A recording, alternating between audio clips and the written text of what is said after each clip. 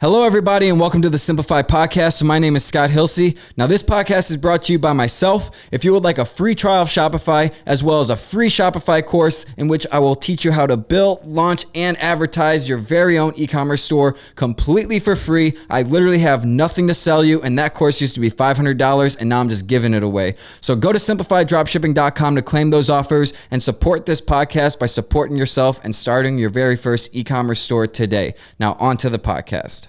Dan Dasilva in the house. We made it. There's so much to talk about. There's so much to catch up on. You've been doing so much. You said there's no limits to this podcast and what you're, well, there's one thing that we want to talk about, but besides that, there's nothing else that you don't want to talk about. I think one of the things that I've wanted to ask you since I picked you up at the airport just a few minutes ago is why did Kanye West post a text message? Why are you texting Kanye West, and why did he screenshot that and post on his story? I guess there's two things we can't talk about. Yeah, let's skip. Okay, skip that one. Yeah. Okay, I was just wondering because you posted it on your story too. Yeah. About that, but you just can't give the details about what's going on. Kanye's going crazy. Kanye's Kanye. Yeah. So. Well, you're going crazy too. Absolutely. Yeah. Absolutely. I'm blonde right now. Yeah. That should tell you everything. In a voice memo you sent me a while ago, you're like, it's never a good sign when someone goes blonde. It's like a midlife crisis, but I'm too young to be having a midlife crisis. Now, how old are you? 26. I don't know why I have to think about that. You're younger than me. I just turned 27. Really? Yeah. When's your birthday? September 21st. I'm December 5th. Yeah, so you're older than me. I would not have thought that. I thought you were like 1 year older than me. No, I'm definitely not 27. No, I'm 26. I was on 1995. I was in 1995. 95 babies. That's crazy. All right, so yeah. Yeah. You are older. Well, I mean, I bet there's some people who's watching this who don't know you, but I'll bet most people do. But you were the guy who basically brought the information of dropshipping onto YouTube. Yeah. Like I was about to go bus at a restaurant around here, and I found out about dropshipping through Ty Lopez, and I YouTube what is dropshipping. He had like a guide on how to build a dropshipping store, and that video is like one of your biggest videos. I think you removed it now though, right? Yeah, I removed like pretty much everything. Yeah. What made you like remove everything? I realized that I first off, so there were so many people that came onto the scene, and there's nothing wrong. Remember Rory and whatnot. Rory Kramer? Rory Ganon. No, that's one guy I never saw. So he blew up like crazy. And he just kind of disappeared too. There's so many people that just started off in the dropshipping scene, teaching people, blew up and just kind of faded away. But I also noticed a trend where so many people started creating like content and whatnot, where it essentially drowned me out. And then I realized something, creator burnout, like as a creator definitely as well, it hits. Mm-hmm. And then again, the content started getting washed down, like mine, like started getting pushed down, where I was like, okay, I'm like, other people are taking the torch. Now it's time for me to just do something else. And right. Then went to, a different form of drop shipping, like MRR and all that. But the courses, like selling courses, ran its course. No pun intended. No pun intended. Yeah. and I just went quiet because I realized that I wasn't necessarily a creator anymore. I wanted to do something bigger. Yeah. I wanted to learn because it's a means to an end, drop shipping. It's good money. And meanwhile, I got started drop shipping. Like I sold mugs. It was like an infringed product. I didn't know about like infringe and whatnot when I first got started. But the reason why I even went to YouTube was because that was how I taught myself. So in the very beginning, I would learn the information, keep recording these videos over and over and over again until I retained the info where I was confident enough to put it out there. So like the diagram with my friend Dan Buchan at the time, mm-hmm. I was like, okay, like learning everything as I went, but I also regurgitated it out. Yeah. Because here's the thing is that, at this point, I knew more than the average person to be able to regurgitate it out, but I wouldn't put something out unless I was doing it and confident enough and very simple stuff. And then later on came like the ads, tutorials and all that once I started getting going. But there was under 1.2 million advertisers on Facebook when I got started. Damn, what year was that? 2014, 2015. Mm-hmm. Yeah, definitely. It was one of those because I should have graduated 2014, but but I dropped out. Dropped out of high school? Yeah. Damn. Get out of here. No way. Yeah. Well, what made you drop out of high school? They wanted me to be a super senior because I wouldn't show up. I sold a lot of drugs. Ah, okay. So Early entrepreneurship. Absolutely. And I was great friends with my principal, Miss Brooks. She's an amazing human. She always, vouched for me, like went up to bat for me, but she wasn't stupid. Did she ever buy drugs from you? Not yet. Well, wait, pause. I don't sell drugs. So, yeah. So she never did, but I lived with my best friend at the time. I was emancipated essentially. Yeah. How old were you when that happened? 16 or 17. Was it just because of the drug dealing and all that? No, it was because I left home. So, God, here's the backstory. Ready for this? Yeah. So my stepdad, as I know, is like my dad. I mean, he's my father that I know from birth.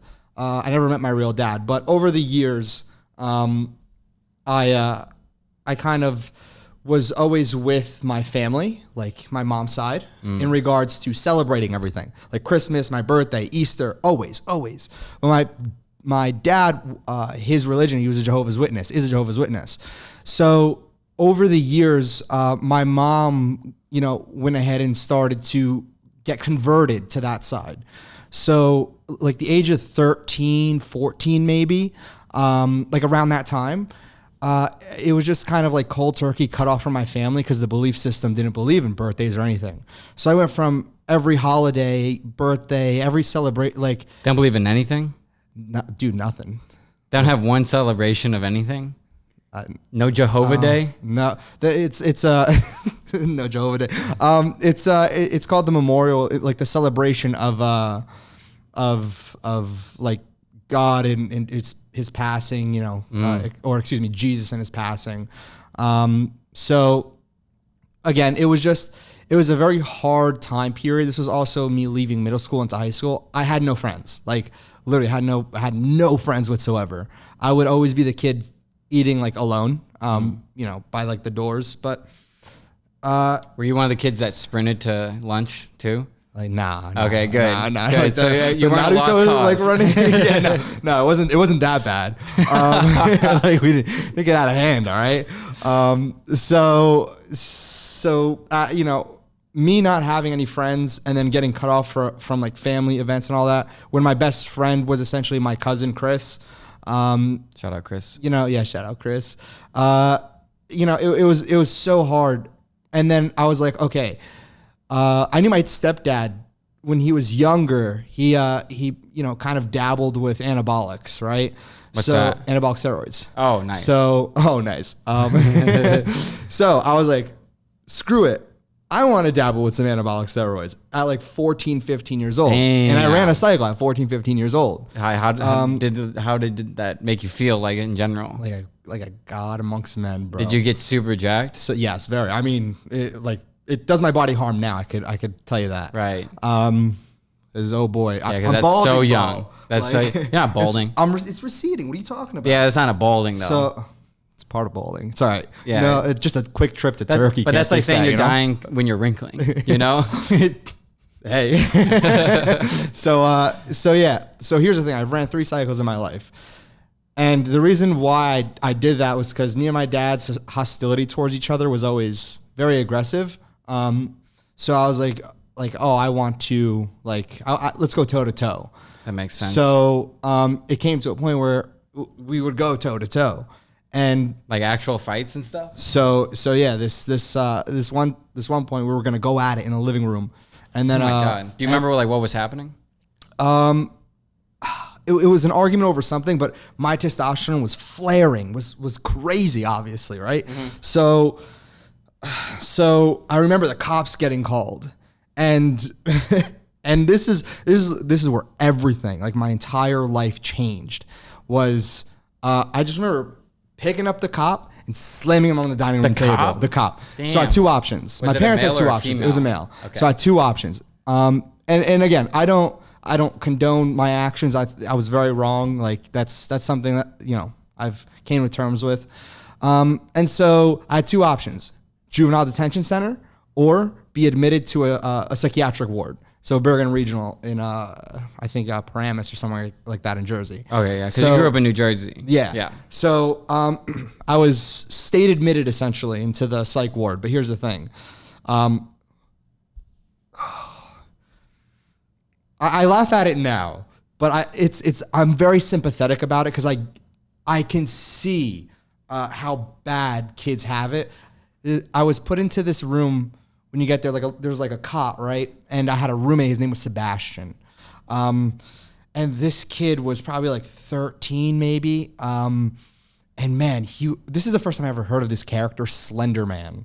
And he would just talk about Slender. Like it was, dude, think about this. I was so angry and now I'm being forced into this insanity ward. And I get put with this kid who's talking about Slender Man. And also like he keeps going. And this is probably like 2 a.m. at this point. And he's talking about shooting up schools. And I'm just like, I literally said, I was like, bro, am I allowed to curse? Yeah. I was like, fucking course. I literally said, bro, shut the fuck up. And then he kept going, like he got louder. I was like, if you don't shut the fuck up, I'm gonna get up and hurt you. Kept going. I got up and I literally, again, I'm angry testosterone. I get up, I literally went like this and just slammed him on his top. Holy shit. And I got put in the quiet room. It was just a padded room. Yeah. For how long? 24 hours. So it was just me and my thoughts. Right? All dark? No, it's there's lights. It's just a big padded room. Gotcha. And it's just me with, kind of my thoughts. But here's the other thing. Ironically, I grew up, I wasn't allowed to have things. I don't know why. I never had, I had a bed and books and that's it. Yeah. Like, my parents never let me have anything. What kind of clothes did you have? I don't know, Kmart stuff, I guess. Just blanks and stuff? Yeah, it was hand-me-downs from my cousin Chris. Nice. But I never really shout out to Chris. But I never cared about clothes like that growing up. But at this point, I'm just so angry. They keep me there for 7 days, and I'm like, all right, 7 days. I know I'm supposed to leave. Doc's like, no, you got 2 more days. I'm like, so I obviously don't have access to testosterone. And so my body's shutting down naturally because I don't have a PCT. Right. My body's literally I'm sleeping all day now. My body's like no. And then we add on the depression, and now they're just stacking meds on me and diagnosing me. Do you remember what kind of meds? What the fuck? No. Just anything they could find at this point. Yeah. So, was it one of those things where they made sure that you took it down? Yes. Yep. And then they check your mouth, move your tongue up and down. Have you ever seen One Flew Over the Cuckoo's Nest? No. What's that? That's basically about a psych ward. Oh, really? Yeah. Yeah. No, it's pretty fucking bad. Yeah, so I ended up getting out, and then I just straight up went home, packed my shit, and left. I was like, no, I'm not. I'm fucking out. I'm done. I went to go live with my best friend, David, and his parents. God bless his parents and whatnot. Man, they're like guardian angels, if you will. Yeah. I went there. I had nowhere else to go. I was like, it's bad at home. I slept on his floor for 3 months in the entire summer. Parents never really even knew where I was. I was just in the town next over. And how old are you right now? 16. Damn. So living with him, and then he had a spare bedroom, and his mom was just like, "It's school season. You can live here. Go for it." So now my birthday comes around, 16 or 17 years old, some point like this. And so I go to school, this is when school gets back in, right? Summer's over. So school's back in, and I get a page, Dan Silva, come to the main office. I'm like, oh, what the fuck do I do now? So I go down, my principal just like, Dan, I have bad news for you. I was like, what is it? I was like, what'd I do? She's like, you can't be here. I'm like, fuck you mean I can't be here? I'm like, I'm in school. You guys don't want me here? Right. She was like, no, your dad came and signed you out of school, dropped you out. I was like, what the fuck you mean? He's like, yeah, because you're a minor, he's allowed to do that. Saying you don't have a residence, so you have to get home. I was like, oh. I said, all right. So I went back to my best friend's parents' house, and his mom was home at the time. She was not having it. She went right down to the court, Hackensack Municipal Court, and the judge saw her right away. The judge straight up signed over custody, partial custody to her to get me back into school. So she could sign me back into school. So, at this point, I'm 17. Now I have all my freedoms. Now I'm like, all right, the script changed fucking completely. I ended up being that kid everybody wanted to be friends with. I had this vengeance because I could do whatever the fuck I wanted now. I went from like not being able to do anything to everybody wanting to be friends. I had like a friend group now. Man, there's some real fuck shit that I did that I could regret. Like what? I do regret. You know, like there was just some. What's the worst one? There was just some kids that like, you know, were, and this is so unjustifiable.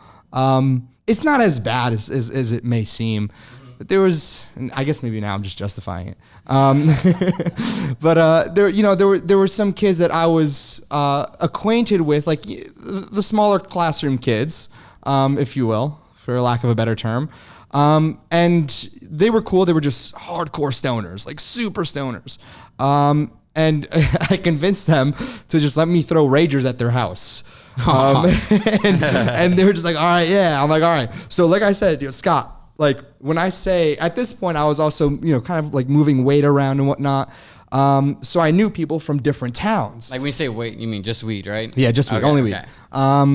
And I knew people from different towns, and like this one girl I still fuck with, like Gabby. She's on like this show, Love Island. But like I keep in touch with like some of them. Really cool. Half of them hate me, but different story. Yeah. But I just would tell everybody or in every town, like, yo, come through to the park. There'd be one time, and the kid's house was right next to the cop station. But it was so like it was one of those things where I assume now. Cops would be like, no, it can't be. They would never do that. Like, dude, when I say it's right next to the cop station, it's right next to the cop station. Like, the cop station, his house. And I'd probably pack out with like 200-300 kids. Be like, yo, like, come. It got busted the first time. And the reason why I say the first time, because we ran it back. A second time, like a few weeks later.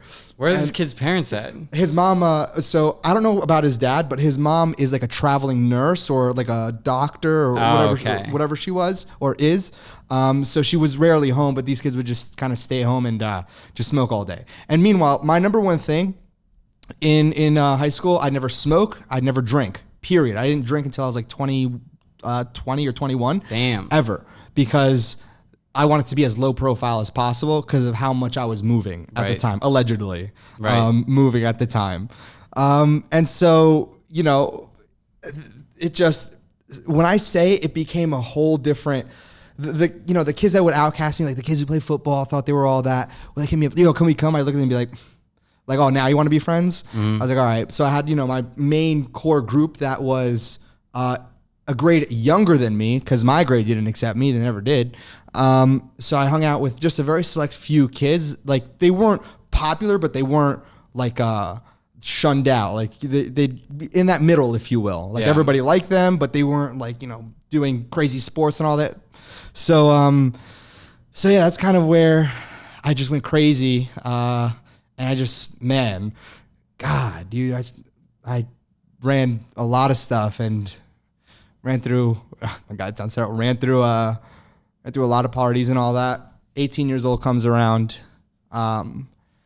Dude, few days after I turned 18, I get a knock on the door. I'm still at my best friend's at the time, Pagan's house. Get a knock on the door. I'm like, yo, I don't want to hang out right now. The knock gets louder. I'm like, bro, I don't want to hang out. Oh, by the way, this is, I'm running another cycle. I'm running another cycle, and I'm keeping the needles and everything in his room. Bad timing for this to happen. So keeping the needles in, bro, crazy. So I keep, or maybe I'm just coming off the cycle and I'm on PCT. So like, after the cycle, you take stuff to make sure your nuts aren't like stuff? Gone. So yeah, okay. Like pills. So there wasn't anything injecting. So the knock gets louder, and I'm just like, I said, bro, what did I say? And then doom, doom, doom, doom. So I go and open the door, bro. I've never seen more like cops and dogs and like a badger in front of my face. And I'm like, fuck. I knew it. And so, they were taking pictures. I got robbed one time the entire years that I was selling, right? I got robbed one time and they have photos of me getting robbed. I'm like, yo, thanks guys. Like, thanks for helping me. Wow. So, yeah, they would stake like across the street and they'd take pictures and whatnot, but they waited a few days till I was, after 18 so they could charge me as an adult. Wow. So like literally, Scott, a few days after. So this is in December? So December, yep. And so And so, yeah, so I confessed immediately because the judge signed off. I don't know the exact term where the house can be seized, like the deed can be seized, because it was like a trap house essentially. So the moment I heard that, I was like, they had nothing to do with it. They knew nothing, which they didn't. And I was like, it's all me, even Pagan. I was like, he knows nothing. I was like, cause it's not their fault that I made these decisions. Right. So I was like, it's all me, like whatever. And at this point, I'm sitting in the local jail before I get transferred over to county, right? Or whatever it was at the time, probably county. And so, but before I go, the ironic thing is, this is when I started to learn about everything. Meaning I started to be interested in self-development, like Think and Grow Rich. The new Tony Robbins book just came out and I ordered it. I started reading it. And I had my vision board, and the cops also took that into account. They were like, huh, they're like, interesting. So it was like in a good or a bad way? I don't know. Yeah. I don't know. I don't know till this day. But I was sitting, in the jail waiting to be transferred, and the bailiff, I guess, came and opened it. He said, and meanwhile, this is December. Bro, it's fucking freezing in Jersey. I'm in shorts and a t-shirt. And I'm like, well, this fucking sucks. Now I have no one. So the door opens, the cell opens. He's like, I have a message for us. I said, what's the message? He's like, your father said you can come home. I was like, huh? I was like, what? And so my dad posted my bail, and I walked home. It was like the longest 45 minutes ever. I was cold. Oh, they as didn't shit. come and get you? No. I walked right in, but at the time, my girlfriend, her mom, my grandma, my parents were sitting at the table. Everyone was crying. I was just like, hey, I'm back. So I had nowhere to go. I moved into my parents' basement, and all those videos that everybody sees now. That's why the videos were started in like December, January, because I just got right into it. I had no time to waste. I was like, fuck it. I have no GED. I have no diploma. I have these 2 pending charges of possession and distribution. I have no money to fight the case. So my dad cleared his savings for me. But here, like, this is like the weirdest part of the story is when I left, my dad, who I knew the aggression in all this, I met somebody completely different when I came back. We didn't talk for years. It was compassionate, loving, understanding, whatever I needed. It was like he went through this change. Wonder why? A lot to do with religion. So, I like till this day he's so calm and whatnot. But yeah, he like cleared his savings to help me get a really good lawyer. You beat it? Yeah. Oh, we beat it all right. Did you start dropshipping while you were trying to beat it? Yep. So was that money going towards these court fees? Yes, it was to go and repay my dad. Yeah. Damn, that's nuts. So, but the thing is I mean, I needed money to start. So I went to my grandma and asked for, like a few $100. And so she was like, in Portuguese, she was like, Danielle, don't go selling drugs again, basically. I'm not, don't worry. I'm not dumb. But the first month I hit it, like I won. It was very simple. Throw up a Shopify store, put a product on, because there was nobody fucking there. Yeah. I just ran this ugly ass ad for a Canon mug. The Canon mug? The Wolf mug? No. The Canon, the lens, the lens mugs? Oh, yeah. I tried that product. First one I ever ran, bro. Wow. Allegedly, I made a lot of money off of that, because the whole infringed thing. And this is 2016? 2015, 16, yeah. Oh, that's so funny. Yeah, because I bought that product in like 2015, 2016. Got him. From Amazon. Let's be clear. All right. So, yeah, I mean, took me like 3 weeks and instant. But then again, there was nobody on. The CPMs were like nothing. They were like less than $1. Yeah. And everybody was using Instagram. Everybody was on Facebook. It was like the boom. So it was perfect timing. Everything was just perfectly timed. But then I got even bigger, even faster, which helped my case, because I never even had to show up to court. At the end of it all, essentially it was pushed off for so long. I was traveling, doing like masterminds as I go to masterminds. And at this point, now we're getting close to my 19th birthday. But at 19, I already made $1 million. Yeah. So it was presented to the judge through my lawyers, and they're just like, all right, he's doing great now. That's it. Wow. He's got a new life. So it was just all. So they dropped all the charges? Do you have any on your record? No, I don't know because I look it up all the time. Like try to find it. No, I know it was downgraded. One was dropped, but one should have been downgraded to a misdemeanor. Yeah. But I also did get it expunged. Yeah. So because it's been that long. The only thing that's possibly on my record that I can't get expunged yet was this massive fight I got into in Hoboken because somebody was talking some real. They were running their mouth, and this is my third cycle. So I remember I said 3 cycles. The damn cycles, always something. Oh, dude, always. But that's it. That's the last time. The 4th cycle, I'll let you know what happens. Wow. But yeah, I mean, it was like a blessing, and I can't thank my parents enough. Do you know where your like biological dad is? No, but I beat his ass if I Do you know anything about him? He's in London somewhere. He's in London somewhere. Yeah. Is that where he met your mom? No, they met in Portugal. And then he left for London? Was he from London? Yeah, but he knocked up my mom and then just dipped. Was he like a military guy? No, he was just a pussy. Wow. Yeah. So you never like had a desire to like look him up? Because obviously you could find him if you wanted to. Oh yeah, he's lucky I don't. he might be watching this. Yeah, I hope he is. Let him know. Yeah, because I'm surprised because I'm sure he's probably heard about what you've been doing since then. I have half brother and a half sister.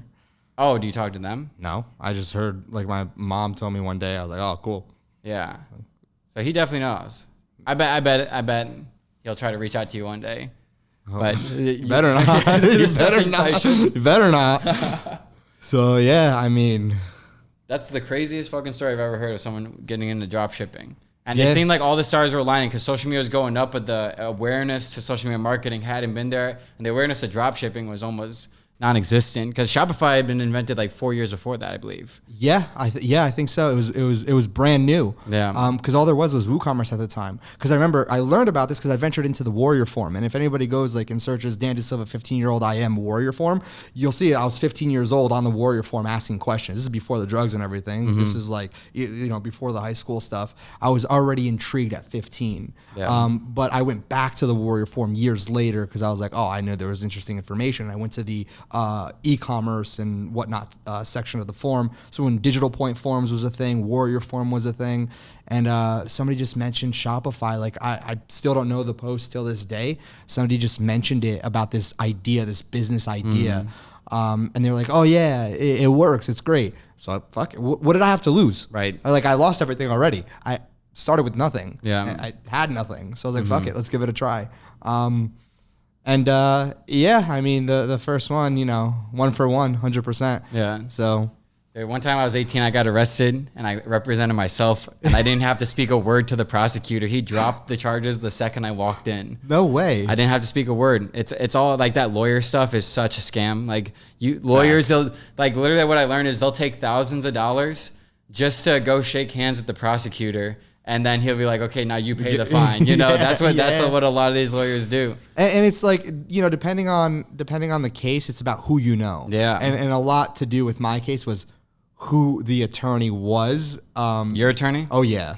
And the judge. But again, I won't speak too much on it. Right. But it's always political. Who you know. Yeah. Family ties type of thing. So I guess people can speculate. Yeah, it's like Tate says, like if you think the wife of a senator gets pulled over for a DUI, she's actually getting a DUI. He's like, I live in Romania so I can be a part of the corruption. I don't want to not be. If there's corruption, I want to be a part of it. Bro, especially facts. Count me in. Yeah, if you have the money, it's just like in almost every country, you can be a part of the corruption, so to speak. There's always corruption everywhere. Mm-hmm. Every business, every faucet. It's just, again, can you weasel your way in without being caught as the weasel? Yeah. And then once you're there, it's very, very hard to get knocked off because you work your way up. Well, and now you're a part of the system. Like it's kind of like blackmail at that point. Like Correct. That's what the elite, they say they do with the whole like child stuff. And you know about Putin, right? I know him, but how he worked into it. Bro, he pretty much killed all his rivals. Oh, excuse me. He played sides with the oligarchs. Essentially manipulating them to get to where he wanted and knocked off his competitors, so to say. And now we have Putin where he is, and he basically said, fuck all the oligarchs. Yeah. I heard even Zelensky did something similar.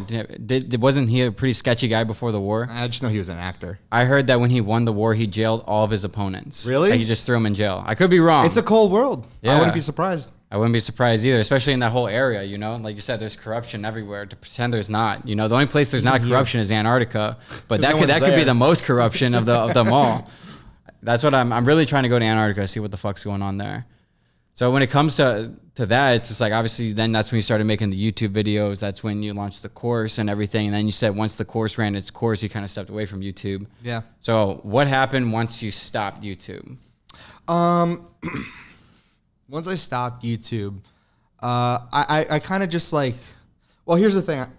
I actually made more in affiliate than selling courses, and revenue-wise, e-commerce did very well. Profit-wise, courses did very well. Overall, like affiliate, like over time overall, that was amazing. Mm-hmm. Because no overhead, other people had to deal with the customers deal with and the whatnot. problems. Like, exactly. Affiliate marketing's badass. So if you know what you're doing, bro, you could scale to. If you got the right deals and everything. If you're in with the in, like one of my really good friends, Carter, he did like back in December, I think about a year ago, 2 years ago, he was ClickBank's #1 affiliate. And in 1 month, he spent like $9 million. And this was in December only, $9 million. And he made like 15 mil net. What and the that was fuck just is one this guy offer. spending $9 million on? It was a weight loss VSL. It was Facebook ads. And okay. I thought you meant he was just like splurging. Oh, no. Like, he spent $9 million on Facebook ads, but the agency accounts are great. And damn. Yeah, so, but again, the affiliate space, that's where big money is. Yeah. Like big money. And the lowest cost to start and all that. Such a low barrier. But Nobody realizes that. Yeah, exactly. It's not really talked about too much for sure. Everyone's but thinking. those know, right, Scott? Those know the affiliates make the big 100%. bucks. Yeah. So, yeah. So you started doing ClickBank stuff. I know we did, what was the Ecom Summit? We did the Ecom Summit. Ran that through ClickBank. I wish you met the guy who owned that $20 million fucking penthouse we rented. I just followed him on Instagram the other day. Justin Really? Edson. Yeah, he's like Isn't he a politician? Yeah, he's like what's it called when you represent your country but in America? A diplomat? Diplomat. He's the diplomat of Seychelles.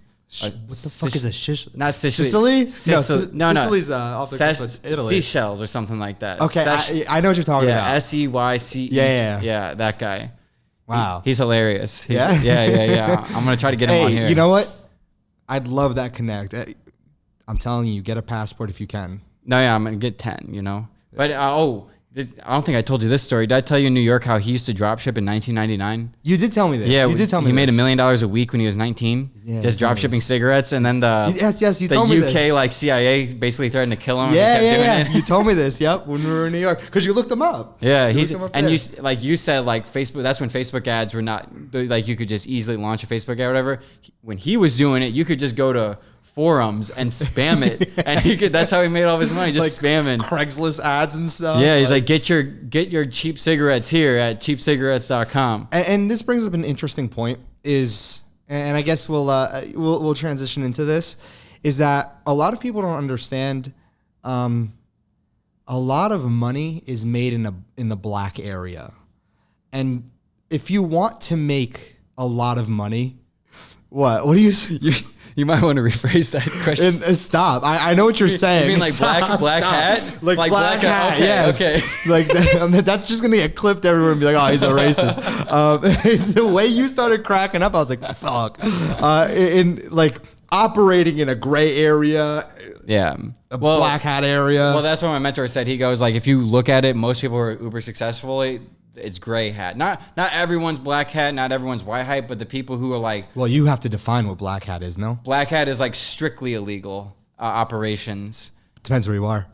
Well, that's true. Yeah, strictly illegal. But gray hat is when it's like... teetering on the line. Yeah, in the gray area where it's like there's no defined law that's against this, but it's you're kind of taking advantage of something that is... A loophole. Yeah, loophole, essentially. Yeah. So that's the whole reason why you have shell companies. Right. Why we have shells. Because, again, a shell company, you operate out of a different country, right? Mm-hmm. Where the rules and regulations are a little not the same as where, because essentially shell companies are just a way to get money in. That's it. Yeah. Because that's all a shell is really supposed to do. Because who the hell needs a shell company for anything else? Yeah. What are you trying to maneuver?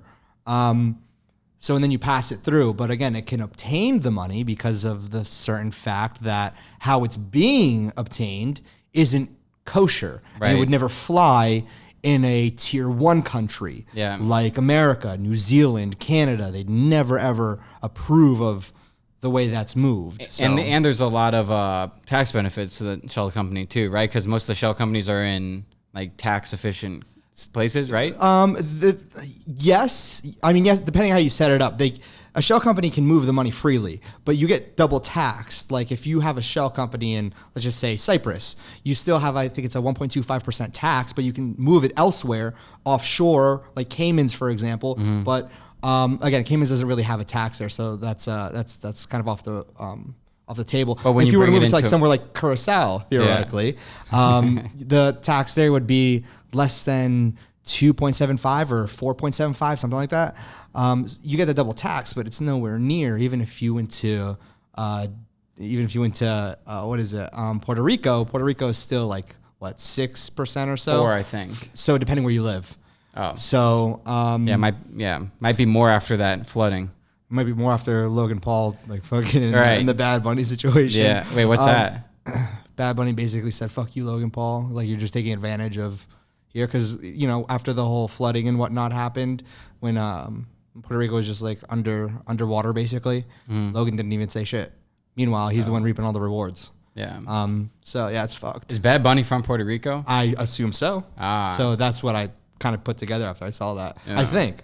Unless he just wanted to step in and say "fuck you, Logan Paul." Yeah. So a lot of people are saying that him. Now. Yeah. I lost so much respect for that guy. It's unfortunate.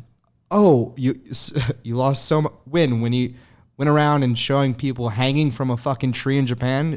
No, when I thought that was nuts, but the redemption story was admirable to see it. But the fact that he redeemed himself, but then now he is putting himself in a place where he's now he's not real. Like we were talking on the elevator, like it is so annoying. Fabricated. Like there's so many people who could be sitting in that chair right now in our space, and it's going to be the most surface level conversation. If they did get arrested for dealing drugs, they're not mentioning it. They don't want. It's all surface level. Like I get emails all the time from people. I'm like, hey, this guy really would like to be on your podcast. He can show you how to do consistent 7% growth no matter what the economy is, and all this is boring ass shit. It's just like people want the real, and the fact that Logan Paul is going back on the real after flip-flopping on the Tate situation, that made me open my eyes. And you can watch his views went like this, and now they're going the other way. And so, and you made a very good point. Tate made a very good point that you regurgitated. No, I'll take the claim. Yeah. So Scott, you made a very good point. Thank you. That he doesn't have fans; he has viewers. Yeah. Very, very, very big difference that people don't realize. Yeah, I was arguing with my friend Josh about this because you look at someone like Emma Chamberlain. That's a girl who has fucking fans. I looked at her videos. She hasn't posted in 7 months, but some of her videos, it's cooking. That's the title. No description. And it has 5.6 million views. And there's no thumbnail or anything. Meanwhile, you look at someone like Logan Paul, and it's all caps, super done up thumbnail, super energy, all this fake stuff, because there's a difference between being yourself and then being whatever the algorithm rewards you for doing. But now we're seeing a societal flip where people are not giving a fuck about what's being rewarded. They just want to see something real. So but Real's being shunned out. But I went off on my Instagram live yesterday about how you cannot allow yourself to become another product of the algorithm, because at the end of the day, you're going to forget who you are. Like my friend Josh was, I shouldn't have said his name, but whatever. I was arguing with my friend about this, and he was saying how I should do my thumbnails differently on the podcast and how I should make the titles differently and all this stuff. And I'm like for example, I did with Iman Ganzi or whatever, and I found someone else who did a podcast the same day, posted the same day. And this guy tagged Mo Vlogs in the title, 11 million subscribers. This guy has 30,000 subscribers. And I only have 6,000 on the podcast. Yet I have 50% more views than him. And it's just it's not all. But Scott, you have loyal people that, not just dick riders that are just going to click because of a fucking name in the title. And that was my point. It's just a lot of people will approach YouTube or any sort of content thinking let me study the algorithm to see how I can. No. just look at what's missing from the world, authenticity, and then be fucking authentic. Be yourself. Be like, stand for what you actually believe in, because once you stop standing for what you fucking believe in, you're going to lose yourself, and then you become Logan Paul, and you'll just say whatever it is to not, don't cancel me again. That was horrible, you know? But you have no purpose. Yeah. Then what? You just become people like Logan, I don't know how he keeps up the retention. Like, meaning how he keeps on staying relevant. It's going to fucking get tiring. People are going to get tired of him. But win. And I found it very impressive. We can't deny that it's very impressive how long this run has been. Insane, especially after the Suicide Force. Correct. Like, a lot look of at people Jeffree quit. Star or Shane Dawson. Yeah. Like, yeah, they still have an audience, but goddamn, Shane is like fucking cats and stuff. And, you know, they canceled him real quick for that. But it's very impressive. I won't deny it.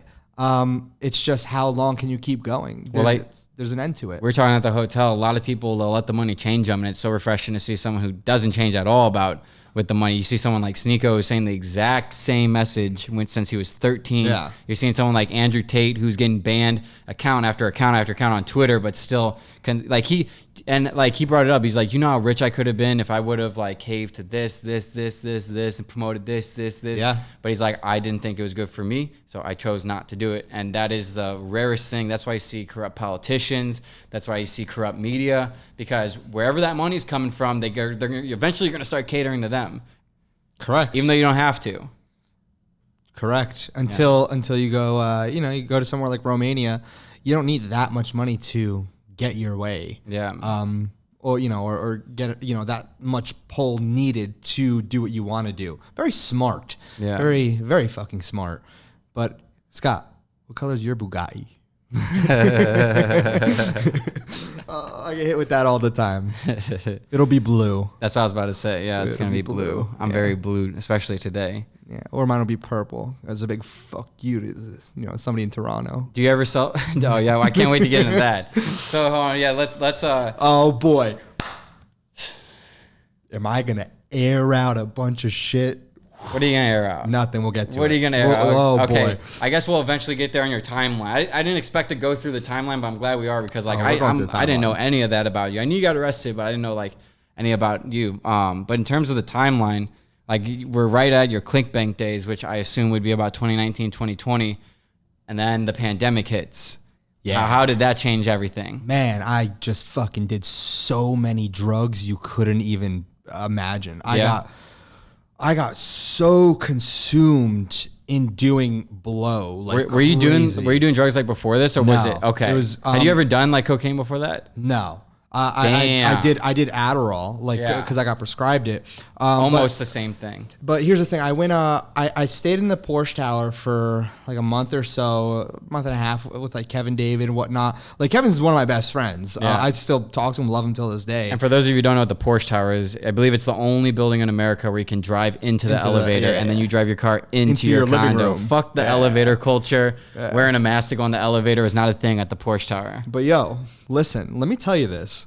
It was the best fucking time I've ever had. Yeah, this is peak COVID in Miami. Everything was closed. Like 11 was closed at this point. All the strippers would come and party with us. Oh, like, because you're in the fucking Porsche Tower. Where Right. where else do you go? This was like insane. And I was, flying girls out from home to me, like just changing them in and out. Dude, it was peak, but it was such a means to an ends. And I was just, man. Well, what were you doing? Are you still doing affiliate work at this point? Yeah, during affiliate this? stuff. Okay, so you're doing affiliate work. But I was transitioning out. I didn't know what I wanted to do, but I had enough money to do what I wanted to do at the time, which was enjoy. Yeah. But of course, money runs out. Yeah. Especially with that sort of lifestyle. Yeah, how much money were you spending on cocaine a week? God, man. Fuck. I remember. I could tell you a month. It was probably like 35,000, 40,000. 35,000, 40,000 Yeah, a month. For how many months? A month. No, for how many months? So like I said, money runs out. Yeah, okay. So we'll get to that. But Porsche Tower, all that, and then one day I woke up. I think I took LSD, shrooms, snorting hella Adderall. I was just drinking like crazy. How many bloody noses did you get during this time period? Bro, I don't even remember this time period. so a lot. But this is what really changed everything. And I don't even know if like Kev, I've said it to Kev before and Josue and whatnot, but I woke up one day, random ass chick in the bed, right? And dude, there was just like green vomit all over me. It was mine, obviously. But here's the thing, I didn't even know I fucking yeah, I didn't even know I fucking vomited. So damn, thank God I sleep on my side. Right. So naturally my brain's like, okay, like I don't sleep on my back or anything. Ooh, that's spooky. So, and that day I left. Quick. I was like, all right, I'm out. And then I went home. What happened to the lease? You kept paying? So no, I just like, I left. Josue took over like the room and yeah. So, I mean, just, it was a 6-month lease that I think it was under Kevin or David's name. But yeah, dude, I love them like brothers till this day. When I was just in Miami, literally last weekend because of the hurricane, I was with them, like, you know, but I went home, so I digress. I went back home after this, you know, the green vomit,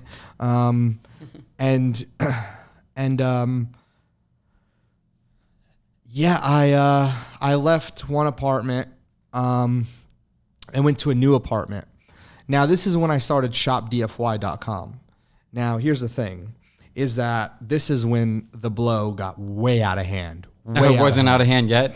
No. This, like when I got home and was just alone, this is when it started getting out of hand because of ShopDFY and everything like I was running with that. What is ShopDFY? We were the first Shopify done for you automation service where we did recurring, but we charged $15K, $25K, and $50K for the packages. Mm-hmm. And we would have... I figured out how to circumvent Facebook, like through multi-login using residential rotating IPs. And I have this site, and it's called rentmyprofiles.com, where I would put out like Craigslist stuff, and people would apply on a type form, and I'd be able to just contact them for $55 a week, use their profiles. $55 a week? Yeah. What? All right, but here's the thing. Ready? Guys. But I had 15 different domains roughly, because each one kept getting burned out on personals. So long story short, this is the craziest part, is I was able to scale that using, I forgot what it was called, but it essentially gave you unlimited credit cards to use only for advertising. Funnel Dash, that's what it was called. And so I got access to Funnel Dash. It would all be debited from, you know, a checking account. So what would happen here was, man, holy fuck, in like 4 or 5 months, we were able to run up like 6 million collected. Oh my God. But here's the thing, is that, you know, this is some shit that nobody like I ever talk about, so I said it's gonna be raw. Yeah. Everybody talks about IBOs now, right?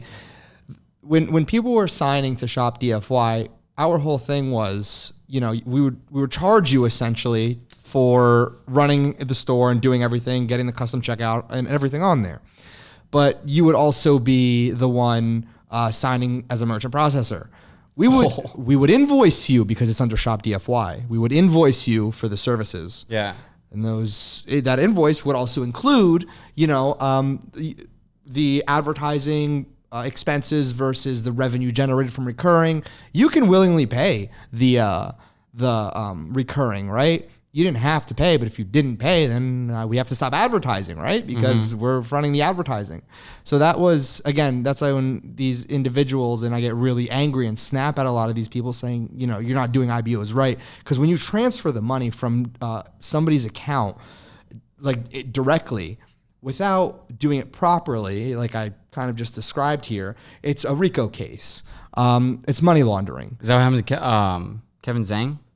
I don't fucking know what happened to Kevin Zhang. He could suck a dick. He tried to sue me for some Twitter post that I posted. I literally emailed his lawyer back and I said, I forgot what it was verbatim. I have a picture of it.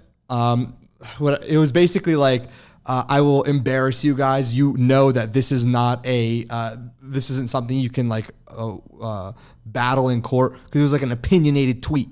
So, right. And I was like, I literally ended it with, don't ever email me again. But it was reply all with my assistant Greek, with my lawyer, and their entire firm. And I could tell it's like one lawyer and a bunch of paralegals. I was like, are you fucking kidding me? It's like a copy and paste, like a LegalZoom type of shit. Get the fuck out of here. But I don't know what happened with him. But again, these kids move, money around. They're 18, 19 years old. And I see some of them also promoting like a black hat course on how to do all this shit. Man, when the cards come crumbling down, it's one of the reasons why we moved out. Because when the cards come crumbling down, and they will come crumbling down, those will be RICO cases because how the money is moved. Wait, can you describe that one more time? So the money. Yeah, could you just describe what's going on right here? Okay, so what's going on in this space right now is individuals, let's say you are TMF'd. So on a match list, you can't process anymore through banks, Stripe, PayPal, nothing. Okay. You're blacklisted for 5 years. And so you need a way to process payments, right? So what you'll do is you'll find an IBO, basically somebody who will sign for the merchant processing. Now, all that person needs is like $5,000 in their bank account to prove that they have some sort of money. But that mid cap, which is essentially how much the bank is allowing them to process on a monthly basis, can range from like $50,000 to like $250,000, depending on the person, how much money they have in their bank account, different factors. Not everybody has the same amount of mid caps, etc. So you'll apply to a bunch of different merchant processors, they'll apply to a bunch of different merchant processors under their name. But you're the one who's getting. Oh, yeah. Okay, I see. So it's essentially they're getting paid, but you're the one saying, okay, now wire me the money. Yeah. And that's not how this shit works, because that's money laundering. That's literally the definition of money laundering. Yeah. So, but this is the craziest part, is that the people that are getting these merchant accounts will inevitably get TMF, but they don't understand how load balancing works in Friendlies. Friendlies is essentially... we'll get real deep into this. Friendlies is when you have to swipe like those vanilla Visa gift cards with $1 on them to offset the volume of transactions so the chargebacks stay low. Oh, I see. So when the chargebacks are too high, that's when the merchant processors say, all right, we're closing you out. You can't process. We see the fraud happening here. Friendlies are illegal.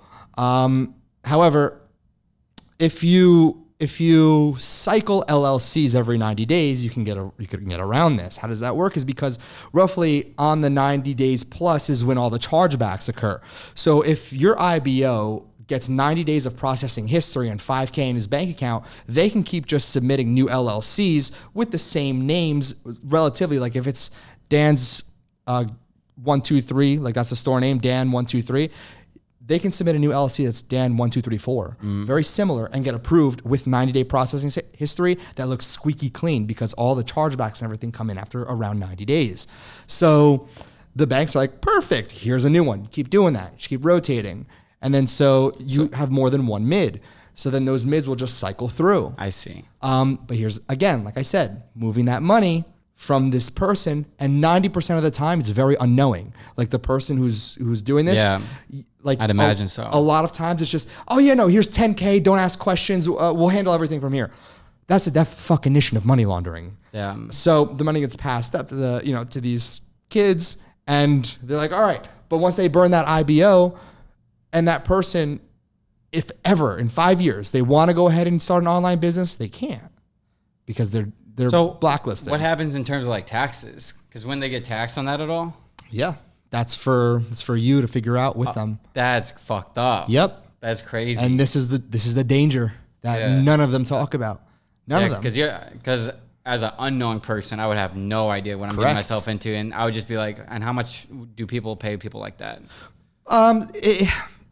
You could pay them like $5K, $10K, whatever. Like a month? No, one time, and that's it. And that's it. And then they'll say, hey, let me log into your bank account. We'll log in. But some kids are smart and be like, okay, you need to log in because of IPs, just in case shit hits the fan. But it doesn't fucking matter.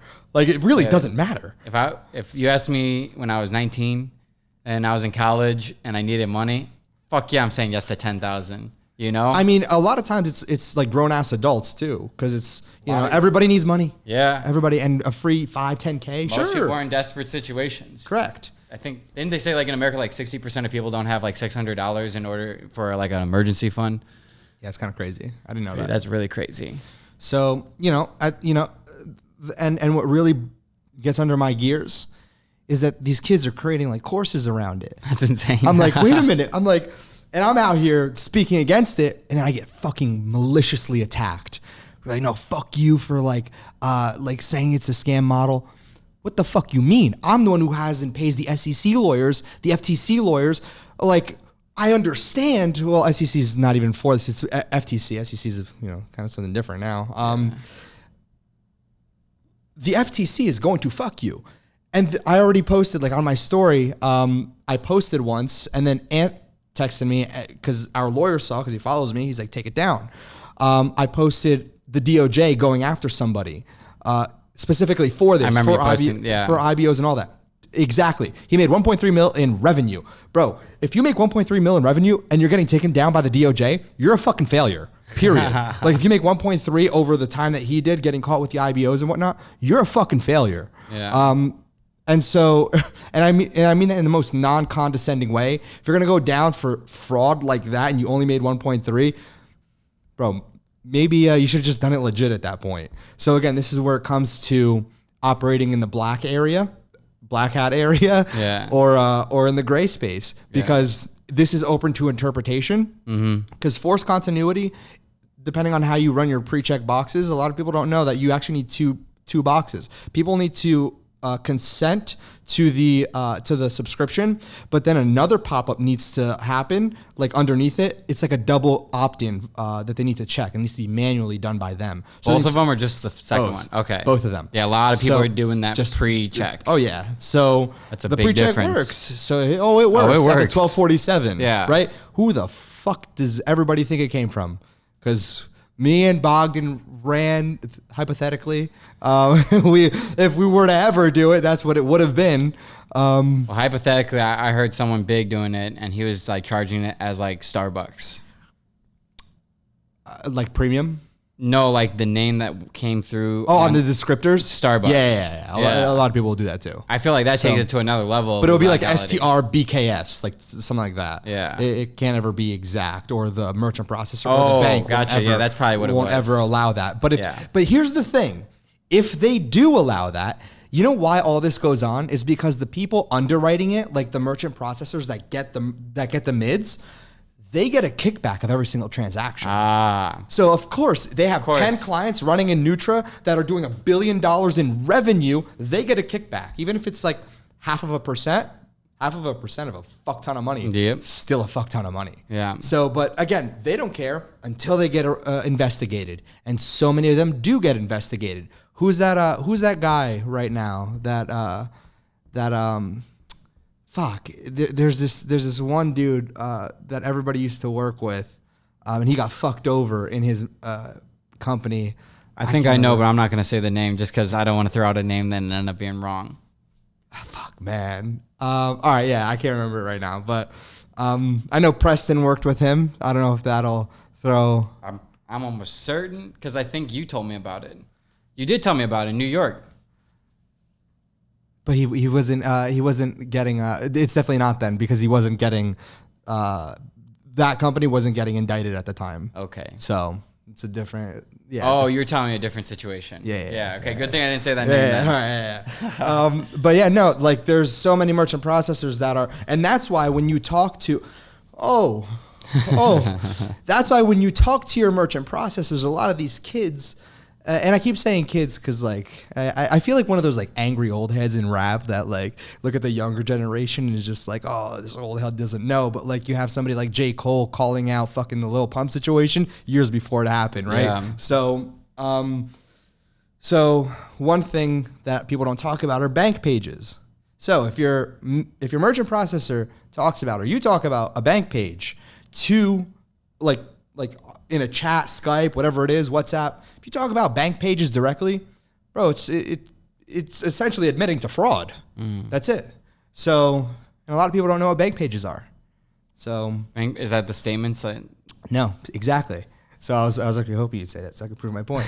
So a bank page is what you show the bank. So you know how you have the checkout page with the pre-check box? Mm-hmm. There will be another similar site that you show the bank without the checkbox. It'll have all the same products, prices, not the checkbox. There will be products on the site that are equivalent to how much the recurring is. So when the bank goes and looks at the site, they'll be like, oh, okay, I see like the prices are the same and all that. This is where all the charges are coming from. So what you show the bank and what you actually advertise and where the payments are going are two totally different things. So now you're looking at RICO. Now you're looking at It's fraud. It's bank fraud. Yeah. Because like I said, so there's a layer of a cake. But again, nobody talks about this. Is like those hush hush things. Yeah, I had no idea it ran this deep. No, these are these hush hush things, and all the Nutra guys that are doing like $150+ million a year are those are the what guys? The Nutra guys. What's that? Nutraceutical, the hemp, not the hemp shit? What's it called? Delta 8? No, it's like what do you apply ointment and it makes you feel better? CBD? CBD, that's it. Yeah. All those CBD guys. Do you ever see like Oprah endorses this weight loss pill? Like those guys. But it's fake. She doesn't actually endorse it? No. Right. No. Fuck no. Doesn't I look at Oprah, I'm like, that's probably not someone who's endorsing anything weight loss. Facts, man. Yeah, no, but again, that industry runs so deep, and everyone that I see is just nobody who's doing it at the scale of certain people that I know are going out there and openly talking about it and showing other people how to do it. Right. Because those aren't the guys that want the attention. I remember I was at this mastermind hosted by Mark Ling. Mark Ling is a genius. He's from New Zealand, but I met this one guy. We were in Hawaii. This is years ago, probably like 5 years ago or so. He was on a yacht. I said, "Why do you?" He renounced his citizenship. I said, "Why did you renounce your citizenship?" He's like, "Oh, we got into a little bit of trouble. They tried to investigate me for $350 million." I was like, "What the fuck did you do?" And I didn't know about recurring at the time. How much and is this guy worth? Fuck if I know. But he at the time just traveled around in his yacht. That's so I sick. guess. Yeah, just renouncing his citizenship. And that was like my first introduction, but it didn't like connect until years later because it wasn't my realm. Like I was like, all right, like whatever. I'm doing YouTube and dropshipping at the time, not hardcore MRR and all that. So it was like, and then it all like connected. I was like, hey, I have a question. So what was he doing? Do you remember? It was Nutra. Oh, Nutra. Okay, Nutra, I yeah, see. So Nutra offers. Gotcha. But again, it's very prevalent in like China, in the Asian countries. Mm-hmm. They do the like the male enhancement supplements. Right. And man, those guys make disgusting money because everyone wants a bigger dick, So yeah. Does it actually work? Why are you asking me? You seem to know. I mean, listen. I've seen the ads. I don't imagine that could possibly work. Especially those ads are so sensationalized. Bro, it's like I was 3 just inches thinking the to 2 same, feet. Bro, like they hold like the Coke cans next to it. And it's like, man, fuck. It's either the smallest Coke can or like, like something's off here. But those guys are the ones that make a fucking killing. Because they don't have the same rules and regulations when they have their processing over in Hong Kong, Singapore. Wow. They play by different rules and they can. Yeah, just like copyright and stuff. That's Yeah, why so correct. much fake shit. I hear you can go to China and there's actual fake Apple stores. Yeah. Where, like it's all fake products, but it has the Apple logo and shit. Can you imagine? It's weird though. In a country like China, a country like China, why would they not be more like they're so strict on everything else, social credit score, government regulation, but then when it comes to copyright, they're like, whatever, do with what you will. Is it just because of more money? I honestly, I don't know. Maybe it's first off, it might be too rampant for them to even catch on. Yeah, there's a ton of fucking people in China. And second, it might be hard for them to validate. Yeah. Like, because it's not like it's going to their equivalent to like a Supreme Court or the highest up it can go, like the FTC, if you will, of China. I doubt it gets that far up the chain for them to even do anything. And by the time they do realize or do something, it's probably long gone. Yeah. Like those Halloween spirit stores that are up and down and oh yeah, I would assume it's a situation like that because they fucking spawn out of nowhere. Yeah. That's like a genius overnight, model. like overnight they're out of. That's a genius model. So hey, don't get any ideas. No, I don't want to get into that. I like having as little like involvement as possible in the shadows. Yeah, exactly. Like there's so much money to be made on a laptop. Like right now, I have no desire to make money like in a physical store or anything like that. Me neither.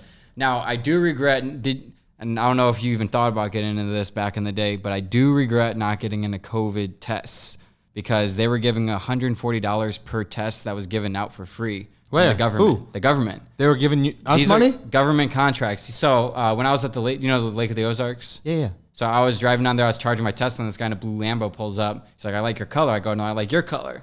And we got to talking, and he told me how, like, in 2019, he had 2 axe throwing businesses in Chicago, and he lost both of them when the virus hit. And he's like, I was looking, and he's like, I'm trying to figure out who's making money now. And he found out that the government contracts for the testing sites, those pop-up testing sites? Yeah. Like those tents? Every test that you got someone to take, the government pay you $140. You can fake that shit so easily. Affiliate marketing to the max, But you didn't even need to fake it. I mean, he'd post stories all the time. I think he scaled to like 25 locations in Chicago, making $140 per test a day. And he was posting, the lines would be out the door, especially when Delta came around. So he said that on average, I think he said he was doing like 1,500 to 2,000 tests a day, charging nothing. God damn. Can you imagine if I could go back in time, like that was so clear. But you don't know what you don't know. Exactly. But it was so clear. But you had to know that information, right? Correct. And here's the thing.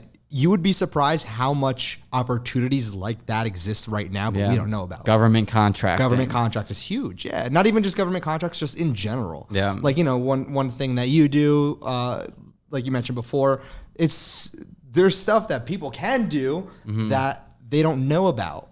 Oh, I can't wait to talk about all that eventually. So, it's just, there's so much fucking opportunity, but people are it's like a horse with blinders. Yeah. They only see one thing. Yeah. A horse with blinders, yes, of course, you want to stay focused in your lane.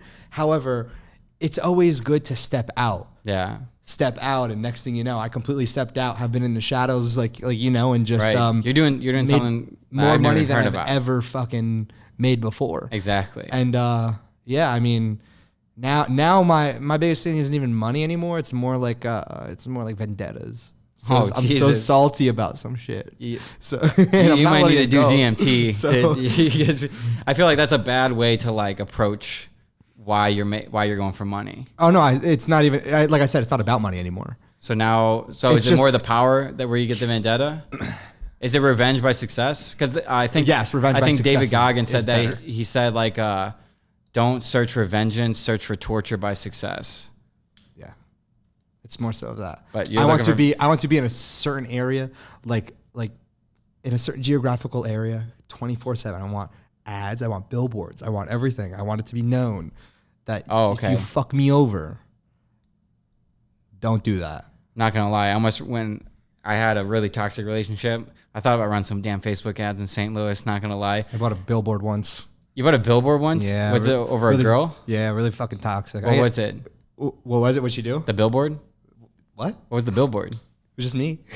Oh, okay. I thought it was like her name. Like imagine. Oh no, it was me. You dox her. It was specifically for like an e-commerce thing at the time because I can write it off. So, but it was placed right in front of her. That's hilarious. It's just you with the. It was just like an e-com dude's ad. Man, I am going to do that before I leave St. Louis because I have a certain location I can put that at. Bro, but again, you can write it off if it's like. I'll write it off.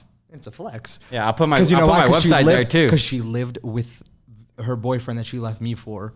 Yeah, so I know he saw it. So the current situation with this one girl, goddamn, I haven't talked about this publicly at all, but like, you go first, and then there's a situation, super toxic, whatever. But I met up with her recently. Obviously, he doesn't know about this, but I hope he's watching this. But I found out, dude, she went from like me or whatever to like now she's paying for like his rent. Now she's paying for the bills, and she's working 12 hours a day at the restaurant. Guess what? Got him a job at the restaurant, and she's all like, "Well, like, I'm trying to get him to get a better job, but he just has no motivation." And I'm like, "This guy's a baby. This guy's a baby." He's a fucking loser. What are you talking about? A baby? Exactly. He's a loser. That's what I said. This guy this guy probably was coddled by his mom his entire life, and he's looking for another female to coddle him. And you're the female. So that's a great idea. I'm going to put that billboard right in front of their new place every single day with my website, just making money off of it.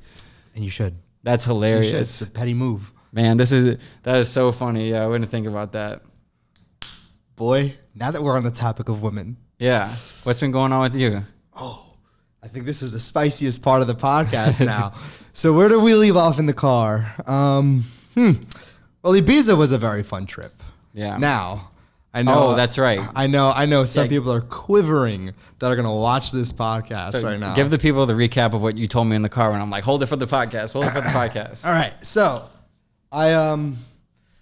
God, where do I even start? First thing, brought all my friends out to Ibiza. Dude, I spent like I told you, like $120,000 for us to just. You didn't tell me that. No, yeah, I spent $120,000 for the villa, all the parties, like over what length of time? 5 days. 5 days. So there was security with us 24/7. 2 Range Rovers all the time. Like I went out because we had such a successful year. I was like, let's just have fun. So. You know, when I went to Ibiza, it was because I was talking to this girl for a really long time, and she went to Portugal with her friends, or she was going to a European trip with her friends, and then we were supposed to rendezvous in Ibiza. I was like, all right. So she was in Portugal, and her first off, I told her, I'm sorry, I'm gonna retract, like, because that's how I am. All I know is from a previous girlfriend, she went to Europe and I ended up finding out that she cheated on me. So, to me, my only experience is when I'm with a girl, if she were to go to Europe, it's all I know of just being cheated on and it hurts. So I was like, I'm sorry if I retract. I don't mean to, portray it on you. And then she was like, no, I promise, like all this. She that was a previous one who did that. Which one? So you said before, like a girl went to Europe and cheated on you. A previous girlfriend went to Europe and cheated on me, but the one I was talking to that went to Portugal with her friends, I told her that like I'm gonna retract from her because of my previous experience. I see. If she goes to Europe, right? Which she did. So she promised me. She was just like, no, like I'll see you in Ibiza, and verbatim she goes, this booty will be waiting for you in Ibiza. I'm like, all right, bet. So, bro, motherfucker, first day. She's there. She went to Rolling Loud, Portugal.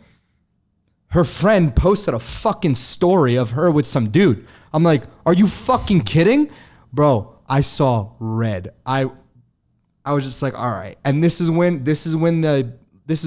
when Ibiza came to fruition. I was like, I am going all out and I'm going to make sure that she's there. But I blocked her. I was like, all right. Yeah, why did you block her if you planned on going through with the trip? Because I know how I am. I am. You couldn't hold it in. I would blow up on her, and that's a me problem. Yeah. And so a few days before I was taking off to Ibiza with my friend Matt. Matt's going to be a very important fucking role in this, and I can't wait for it. So, probably like 2-3 days before, her friend messaged me and says, oh, and Rosie said, oh, fuck, I said her name. She's like, oh, and whatever, fucking go. She's like, oh, she says hi. I was like, all right, bet. So I unblocked her. And so, we get to talking. I'm like, all right, yeah, I'll see you in Ibiza, basically. Hold on, you said her friend said that she says hi. Yeah. What was she thinking that when she tried to text you, it would go green? I texted her. Oh, wait, what do you mean? Like, did she try to contact you while she was blocked? I think so. And then what'd you think about that? That's what I never understood. I think she knew that I knew, but couldn't ever confirm it. Yeah. Because she never brought it up. And this is going to be very important why I said she never brought it up. So let's fast forward. We get to Ibiza. Security picks us up. First thing I do, because she's already there, because she went from Portugal to Barcelona, Madrid, and then Ibiza. She was with her friends. So, all right. Landed. I was like, Colin, take me to O Beach and just pour me a bunch of alcohol because I know how this day is going to go. Got there, 30 minutes. Let's go. Pour me a bunch of alcohol and I'm about to get on a cycle. Bro, no, not even a cycle. Bro, fuck it. I would have ran through that fucking, everybody in Ibiza would have been fucked. So I ended up meeting up with her at the villa, just copping an attitude and whatnot. But I decided to, I still, took Adderall. And me and Adderall and tequila isn't a very good mix. Are you supposed to like drink on Adderall, or is that? I don't fucking know. I do. I know what the combo was. So pretty lethal with me. So we go to Ushuaia. This is like one of the biggest clubs in Ibiza. So we get there, and I'm already pretty much hammered. So I get really emotional and very angry when I'm hammered. At this point, I just take the security and I'm just like, yo, guys, come with me. I look at her. I said, come with me. We walk out to the beach. I sit her down. What time is this? Probably like 6, 7 p.m. Sun's still up? So yeah, sun's still up. Kind of like sunsetish, if you will. I sit her down. I'm in a position where like she's sitting, and I just kind of like get down to her level. I just look at her, and I'm pretty drunk, but I remember this so fucking vividly because of how bad it hurt. So I just looked at her in the face. I said, I know what happened. You want to admit it? She's like, nothing happened. I said, try again. She's like, nothing happened. So we went for 5 minutes. Then it went to, I don't want to talk about this here. The moment she said that, I was just like, all right, now I'll get my answer. You should have brought the lie detector test So, with you. fucking, what am I, who is it? The Kardashian mom? So anyway, What? no, different story. My ADD. But I asked her again, and I just said, I know. I didn't know 100%, but I had the stories saved. Meaning, she could have been like, she could have fucked him. She could have done whatever, right? That obviously I can't confirm. Yeah. But I'm not dumb. So where it hit was after 10 minutes, it went from nothing happened to, I don't want to talk about this here. Then I got it. It was an accident. Oh. Bitch, did you fucking trip and fall into his mouth? What, do you fucking accidentally goddamn trip onto his dick? How does that fucking work? Like, shit, bro. I was so angry, but at the same time, I knew about it, and I planned this Italian girl to fly in because it was a big fuck you. So I picked her up at 10 p.m. because I flew some Italian girl from Milan out, like this beautiful girl, beautiful, like she's a model, to let her stay at the house because it was, and again, this is the plot twist, is I just wanted to see if she'd tell me the truth. Like Rosie would, oh, fuck man. So see if she'd tell me the truth. Yeah, I mean, she did. And I flew this girl in. It was already pre-planned as a big fuck you because I already knew like the truth. So bet. Now, this is where things get fucking crazy. I fucking go crazy on everybody in the house. Just start fucking yelling at everybody because I was pissed off at everybody. Like, I just saw red. And you know, I apologize to everybody who had to deal with me at the house because holy fuck was it a sight to be seen. Next morning, whatever, I'm in bed hungover as shit. The girl from Italy was with me. But the night previous, when I was like losing my shit on everybody, the girl that I wanted, right? Not the girl I flew in from Italy, the girl that lied to me, she was just straight up, not even present. She went to sleep. But I was so angry that I fucking went upstairs and got her a blanket and then came back down and put it on her, like tucked her in. What? I was like, it's not like I didn't care about her. So I know, bro. I'm telling you, my emotions are, it's really nuts. bad. But I went upstairs and I saw the Italian girl and Matt in the same bed. I'm like, all right, fuck it. I didn't want the Italian girl. She was just there. And I told her straight up on text. She asked me, am I just going there so you can go ahead and, use me to make your ex jealous? I was like, yes. But like, she liked me. The Italian girl liked me. I was just like, I'm not interested. I had my eyes set on else. So all this transpires. I get back in my bed. I kick Matt out of the room. I get the fuck out. Oh no, excuse me. No, he stayed in my room. I went back downstairs to go lay with the drunk girl. You know, What drunk girl? I can't say her name. The Italian girl? No, the Italian girl's with Matt upstairs. The girl that... the girl that cheated. Oh. So, you know, the one that I like. So I ended up just I packed all my shit, bro. I'm the best drunk packer. So I pack all my shit and then I just go downstairs. I just sit at the pool. At this point, I'm sobering up. I sit at the pool. I just start crying, like bawling my eyes out. Like, man, this fucking sucks. With all your stuff? Yeah, with all my stuff. And you're paying for everything? But here's the thing. This is where shit gets fucked.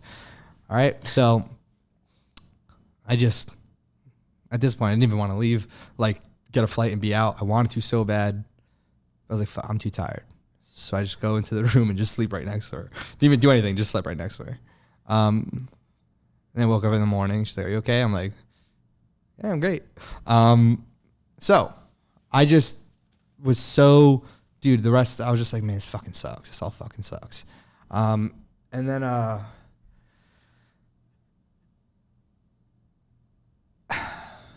and then like things transpired, whatever. We were cordial essentially the entire rest of the trip.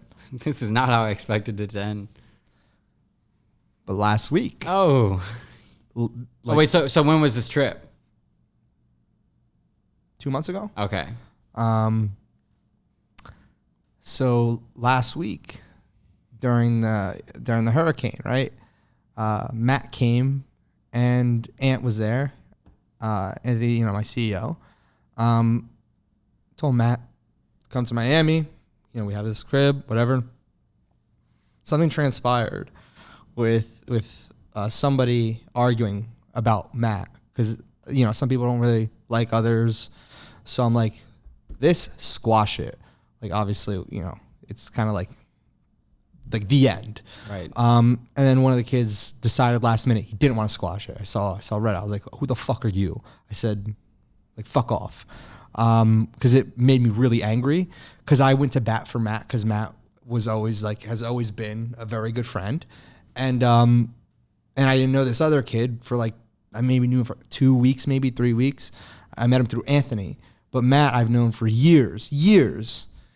And so I stuck up for Matt so much and I put Anthony down, just kind of belittled him because I was like, I told you to fucking handle that situation. I was like, because I handled Matt and it was squashed on Matt's side. I made sure of that. And so, I thought Ant squashed that and whatnot. But I go back to the house. I just angrily leave. We just leave live. Me and Matt just leave live. I'm like, fuck this. We have the table right next to the fucking DJ. I'm like, fuck this. Meanwhile, the girl from Canada, the girl from Toronto, Ibiza girl, is there. She flew in with her cousin. And I just ignore her the entire time. I just have this animosity because she fucking ignores me for 5 days, magically hits me up the moment she lands in Miami. How the fuck does that work? How are you going to tell me you care about me for so long? Ignore me, only pop up when it's in your favor? Fuck off. Trying to get that table. Trying to get that free ride. Just like that $20K in fucking eat that I sent, the trips to Turks and Caicos. How much money do you think you spent on this girl? Probably $200K. Damn. Probably. I think that's low end. But I don't really think it's even about the money. I flew her and her friend out to New York, fucking partied at Tao, got the entire fucking floor of hotels because one of my friends, Mateo, puked in one of the beds. I'm like, fuck. I had to kept buying hotel rooms. I think at the end of the day, her friend had one, I had one, Mateo had one, I got one for Matt, I got one for her. It was 5 or 6 hotel rooms. All right, fuck it, whatever. But it's not about the money, bro. It's just about I don't regret it money wise. I regret the fact that I thought she cared. That's why I would went above and beyond. So let's go back to Miami, okay? So me and Matt go back after the argument at Live, and so Anthony comes back home later on. Oh, and I want to make this very clear. Anthony's girlfriend is this girl's best friend. Which girls? The Toronto? Yeah. Okay. It's her best friend. And they met because of Ibiza. Yeah, right, yeah. So I want to preface that. So Ant comes and we get into an argument. And he let something slip. About Matt Sabia. I want to emphasize that. He was like, you go up to bat for Matt so much, but nobody ever told you. Or he didn't even say it like nobody ever told you. He just said, yeah, I bet you didn't fucking know that he tried to fuck your girl. I was like, huh? What do you mean? He's like, yeah, when you were upstairs sleeping or something, he was trying to fuck the girl in Ibiza. And I'm just like, huh? Like, I put you on. I did everything for you. Like, bro, tag your sponsor. You know what I mean? So, but why the fuck was it kept a secret from me by everybody? Why did nobody ever fucking tell me until that shit blew up? So I confronted Matt about it. It's a whole same spiel. So I went to a mutual friend, Jamie, who I knew cut relationships off with Matt. And I didn't know exactly the situation. Matt basically tried to, so many words, just trying to finesse his wife. I was like, oh, this is a classic. This is a typical trend. But I also knew Matt talked to 2 other girls that I was talking to previously. But I also was like, all right, here, yeah, you should talk to them. Like, go for it, because I didn't like them. But he knew this one was off bounds. And I was just like, that is when I lost my shit. And turns out I sent it to her, like the text. I was like, so you weren't going to tell me this either? Like, is everyone going to keep me in the dark? Like, it's not like I didn't do everything for you and you're not even having the courtesy or decency to fucking tell me anything. I was like, how am I giving everything to everybody and I'm the one who still gets fucked over in the end? And then people wonder why I'm jaded and an asshole. Because when I do let people in, I'm the one who ends up getting fucked over always. Put everybody on. I have to carry myself out the mud. So did anything end up happening? Like, do you know the details of the situation? As far as I know, everyone still wants to keep me in the dark. Oh, so that's all he said? He's like... No, he called her. Matt called the girl. They talked. She doesn't even want to talk to me. For no fucking reason. You showed me a picture of them, right? Yeah, you saw him kissing her. Like, on the fucking head, though. But, like, it was the only photo but I wasn't there. I'm paying for it all. It's on my fucking card. I wasn't there. I wanted to sleep. Yeah. Because I'm upset about the situation previously. But you guys go have a fun time. But I'm the one who gets fucked over in the end. I'm just like, when do I win? So, like, when I have this condescending and jaded tone, it's more, it comes from a place of hurt. Yeah. I don't think you need this drama in your life. I think you're in a position where, like, to put that in your life, dude, it just seems like it's very damaging. So damaging. And like you said, how you were saying, like, why is it happening to you when, like, you're paying for everything and no one told you? It's like, I feel like when you become the guy who's supplying everything, no one wants to be the person to upset you. And that's all issue. yes men. It's all yes men. That's it. You don't need it. Like, all this stuff you told me about, you don't need this. And you don't need that drama. I'm just looking for love. Maybe just want to be loved. Do you think, are you in some ways either consciously or subconsciously attracted to toxic traits? I am the toxic trait. You are the toxic trait? I am the toxic. Well, I mean, this girl obviously has something to do with it too. She has toxic traits too. But it's like, is there a desire there that you actually enjoy it? Because when there is that toxicity, I know for a fact, like you just said, you're up and down the emotions. The emotions are super intense, super crazy. A lot to do with bipolar, but it's not an excuse. Mm-hmm. Just like, when Kanye goes off, yeah, I understand, but it's no excuse. Yeah. She's not the toxic one, for sure. I'm definitely the toxic one, and I know that. That's because I blow up on situations because that's all I know how to do. I'm not very good with emotions. It's one extreme or the other. But the whole, like, where the hurt stems from was, I swear to God, I gave her, in the beginning when we started talking, I said, I know you're going to leave. I was like, everybody does. I was like, I know how this works. I'm not going to be surprised. But she reinforced it constantly. Like, always trying to FaceTime me. Always this. Like always trying to be around. I was like, oh, okay. Like, maybe it's different. Don't fucking tell me you're going to stay there and be around when just kind of annoying. Yeah.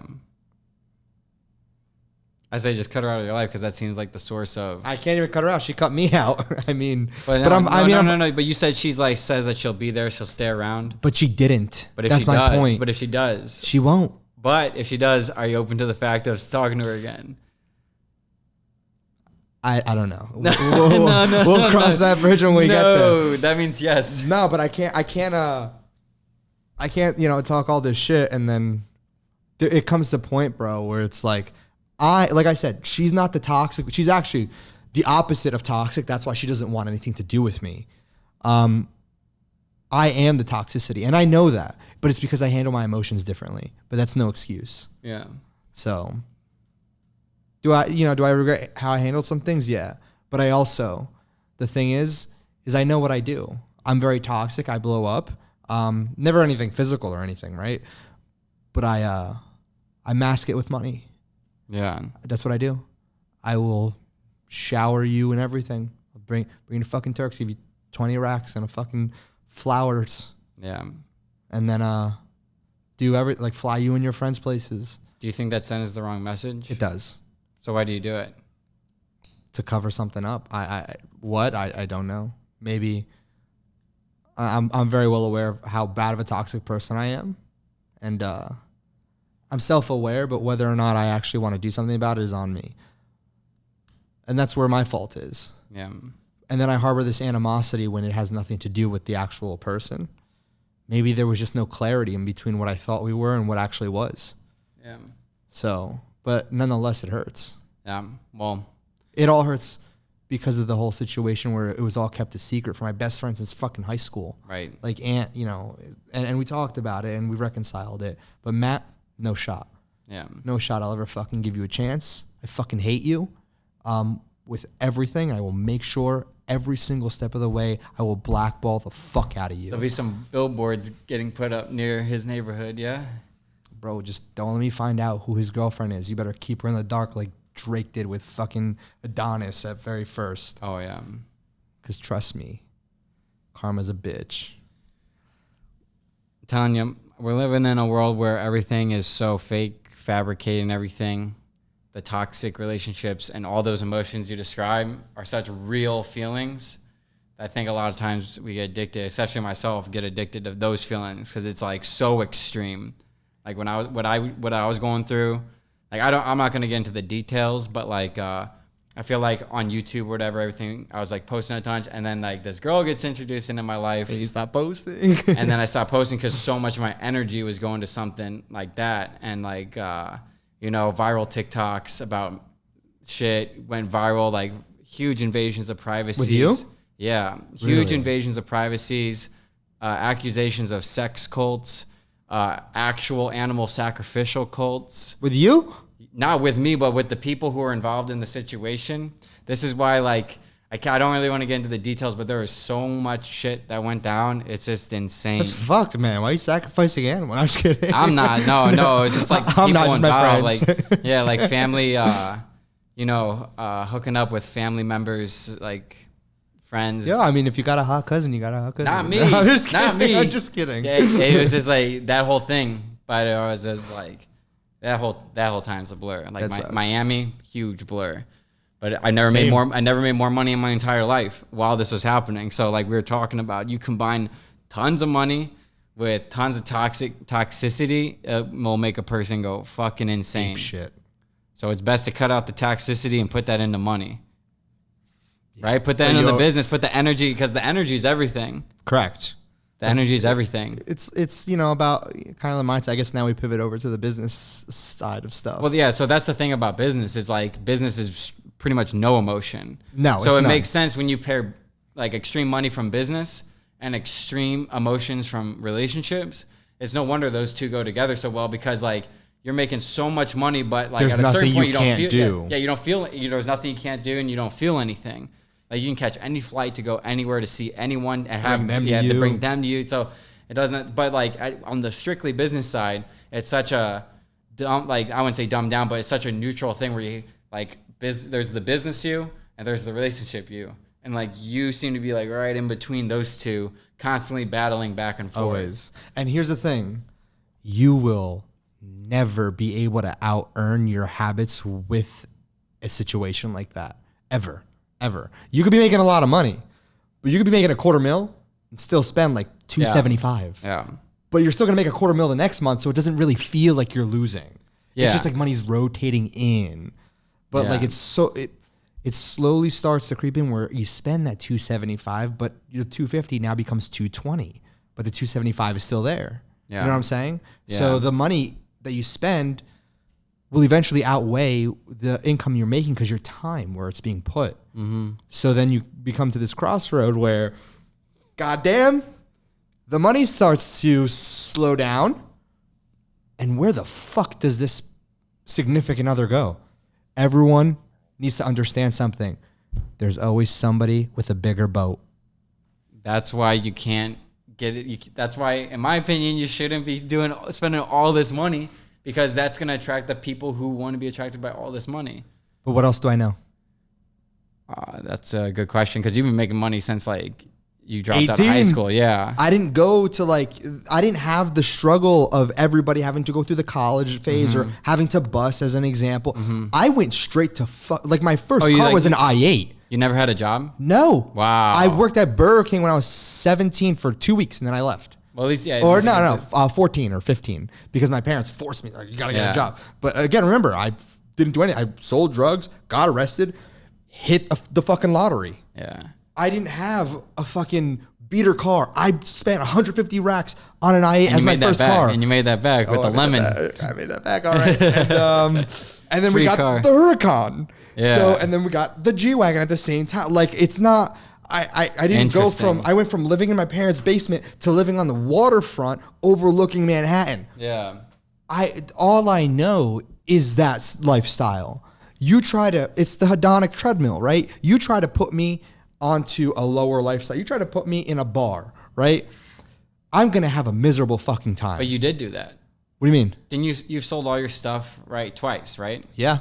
And... So what happened there? Well, I sold it twice. Means I bought it back. Yeah. But the second time, so you sold it all once, and then eventually you bought it all back, and then you sold it all again. Exactly. So now I only kept one thing, was the watch collection, like the RM. Yeah, of course. And because I love watches. That's my thing. And it makes sense. Don't make dollars, don't make sense.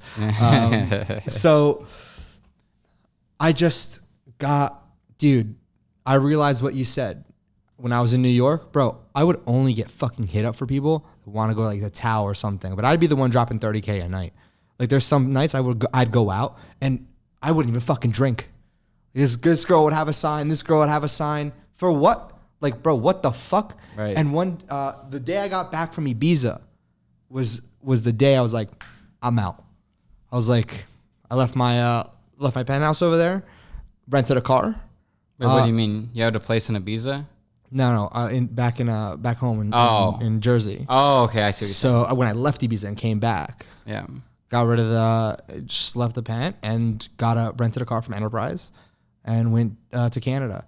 I think I had hopes because she was also like, yeah, I'll come see you. Oh, that's why you went to Canada? Yeah.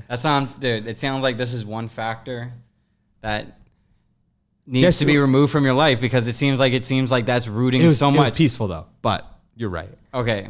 But at the same time, like, I can relate to this, because that one girl that like kind of shifted my focus off of everything I was working, even though I made more money, whatever, like, she started driving wedges between my own friends and everything. And so you say that you're the toxic one. Is it actually true that she's not also the toxic one, in addition to you being a toxic one? Because I can state with factual that I'm a toxic person in terms of this relationship, as she was, and that made for a constant thing. So it drove wedges between multiple friendships. I'll put the burden on me. Well, there you go. But is it true? I'll put the burden on me. Okay, so she's done bad things, you've done bad things. Yeah. But that's somehow... But I'll put the burden on me. Yeah. Well, it's like they say, like, the body, like, we are, as humans, we've always needed struggle from the day that we were born. Like, needed struggle. And this all, like, that's happened recently, where we have little struggle. It says when the body doesn't have struggle, the mind creates it. And so it seems like you make so much money, you can do whatever you want. It's so comfortable. You can literally, you have, like, from what you're showing me, you have enough money to live. Like, you could retire right now and live a comfortable life. When you're in that situation, you're going to Ibiza, you're going on all these trips, you have no struggle. So the struggles start to manifest within the relationship. So if you say that you're the toxic one, then it's probably coming from the not enough struggle, physically, mentally, financially. It's like that just naturally happens, because, like I said, shit got toxic in my relationship when money started crowing in, coming like crazy. You know what's interesting is that you ever see how like CEOs or high performers, they're always skydiving, they're swimming with sharks, they're doing something extravagant. You know why? Struggle. No, because it's dopamine, right? Yeah. When you achieve such high level things, like 2.3 in a day, like I showed you, right? 2.3 mil. That's, yeah. Not 2.3 thousand. That's a 10 out of 10 dopamine release, right? Mm-hmm. How do I get it again? Yeah. Because doing 2.5, it's never going to feel the same as doing the first 2. It'll never feel the same. The first $1,000 day you'll never beat that. Exactly. So you constantly keep chasing, right? But what happens when you're introduced to synthetic cocaine, in my case, right, where you can get that 10 out of 10 again? Yeah. And you constantly keep chasing. So when you ask, like how much was I doing? I tell you like 8 to 10 grams a day because you keep needing more and more and more to keep hitting that 10 out of 10. And how much money does that come to? Probably like $800 to $1,000 a day, but it depends on the quality. Yeah. So yeah. Do you ever do Tuesy? Tuesday? Did you ever do Fuck Tuesday? Yeah, I did Tuesday. Oh my God. Pink man, that fucking. But Tuesday was a wild ride.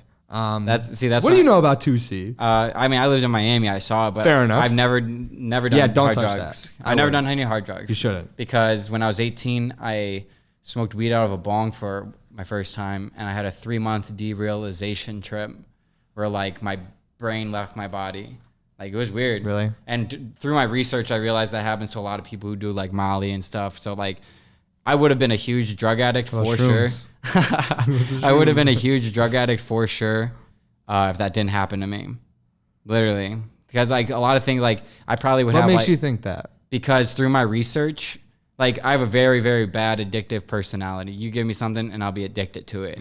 And so through my research, just seeing like all these like, back then I was a dumbass. If I had a problem, I would Google the problem endlessly and it would like just create intensity about the problem. Like, so because I went through such bad 3 months, it ended up being like, some people have a bad thing where if you take creatine and smoke THC, the THC stores in your bones. Fat cells or something? Yeah. And I, random conversation at the library figured out, because the guy was like, oh yeah, that happened to me too. But it was because I was on creatine. And I connected the dots. So I was like, what, 2 weeks later I stopped creatine 2 weeks Was later. he big? Yeah. All right. But it was gone. Well, he was off creatine too. Okay. And so like through that is the reason that in college I said no to all drugs. Obviously except weed. Like weed's fine, of course. But like I would never pop a pill. I would never snort anything because of that. Similar to when I was 15 years old. It's a long story, but the first time I had sex, it turned out that the mom told the daughter to go to school and try to get pregnant by someone when she was 15. I was 15. So I literally, God damn. And then like a week later, she said she's feeling like her stomach hurt and stuff. So were you the one being groomed? I don't know, but she told me. I remember being 15 years old, sitting with my mom and my grandma at dinner and looking down at the text. Back when the text would come in 1 out of 5, yeah. And it said, Scott, I'm pregnant and I'm moving to Phoenix. You can come with us to raise the baby if you want. Because her mom didn't have custody. So the mom told her to go to school to get pregnant by some guy so that she could get custody as an independent. Because when you're pregnant, you become an independent. Right. And I was that guy. So this went on for a month and a half. I thought I was for sure. First time ever having sex, let's be clear. Traumatizing as hell. Turns out that the mom, she didn't actually get pregnant. But the mom told her that when she found out she wasn't pregnant, to say that she was, to test my loyalty to see if I would stick around. So I bring up that story because that was such a traumatizing fucking event. At 15. At 15 years old, I didn't have sex for until this day. No. I didn't have sex for like 5 years after that. Even my first semester in college, like I did with like some, girl here, but like I did with one girl in college because I was like, it got to the point, I remember being 18 and I didn't want my girlfriend on top of me, like grinding on me or anything, because I was afraid the semen would go through my boxers, would go through my jeans, would go through her jeans, would go through her panties. That's a typical like scare that some men have. So it's not, you're not an outlier. Dude, that's an outlier. No, it's not. Trust me. To not have a girl sit on your lap. I know it's fully not clothed. Because Mo, you'll watch this. I've ripped on Mo publicly about this. Like his girlfriend thinks the same thing. Like just if it's around the vicinity of her organs. Fully clothed. All right. We were both in jeans. That's what I'm saying. That's how fucked up I was in the head. But because of that, like, I think that prevented me from having kids because, like, I had safe sex, you know, for pretty much eternity after that because I'm like, I can never go back to that feeling. I'm a professional raw dogger, bro. There you go. I'm not. There you go. Well, well, all I'm saying is, like, I think that if that experience never happened to me, I would have gotten someone pregnant, and I would have never. I like say that didn't happen to me, and then I ended up getting someone pregnant when I was 18. They wanted to, you know, keep the kid and ever. Do you really think I'd start drop shipping? Do you really think I'd have the freedom to? Do you really think I would have, you know, developed simplified drop shipping or got a partnership with Shopify or done anything I've done? No, because I wasn't my own guy. So it's like the fact that happened, I think it's literally God's hand showing me, don't fuck around with this. And then God's hand with the drugs, don't fuck around with the drugs. Because either one of those, even though they're so bad in the moment, dude, if neither one of those happened, something bad would have happened later. God works in magical ways, buddy. Yeah, everything I'm not supposed happens. to be here. Everything happens. There's for a green reason. vomit that will prove that Right. I'm not supposed to be here. Yeah, I'll tell you a story about, like, everything happened for a reason after this. Right? Yeah. I can't talk about right now. Yeah, but that's fine. Everything happens for a reason. It does. It And really does. I think maybe this is happening for a reason to show you that, like, if you keep doing that where you just, like, buy everything for everyone, pay for everything, you're going to attract the people who are looking for the people who are going to spend everything instead of, like, finding the people who are, like, there for you, not for your money. And that's why, you know, getting rid of everything, because I do need to, you know, subconsciously reprogram my neural pathways to make myself believe that I'm more than the money, because I use the money as like a massive fucking fortress, like, or more of like a massive magnet. So yeah. And that was, dude, like, when people are like, oh, like, I'm buying a Lamborghini, right? I know somebody recently who just said, oh, I'm buying a Lamborghini. I'm like, bro, and he asked me, what do you think of it? I'm like, honestly, amazing for like 2-3 weeks, but God, was it a fucking curse? Because I'd pull up to, like, up and down in the city, right? Mm-hmm. And dude, I'd have my friend Doug driving the G-Wagon right behind me, and my cars were like white on black. Yeah. So really fucking cool. But holy fuck, was it so lonely in the next morning? Yeah. Like, for what? Like, and this was, you know, I'm 20 years old, and it's just that's insane. Like, it just. Dude, when I got that blue i8, I'd constantly lie about whose it was. I remember going to a wedding and some guy's like, it was in the boonies. He's like, who's got the fancy blue BMW out there?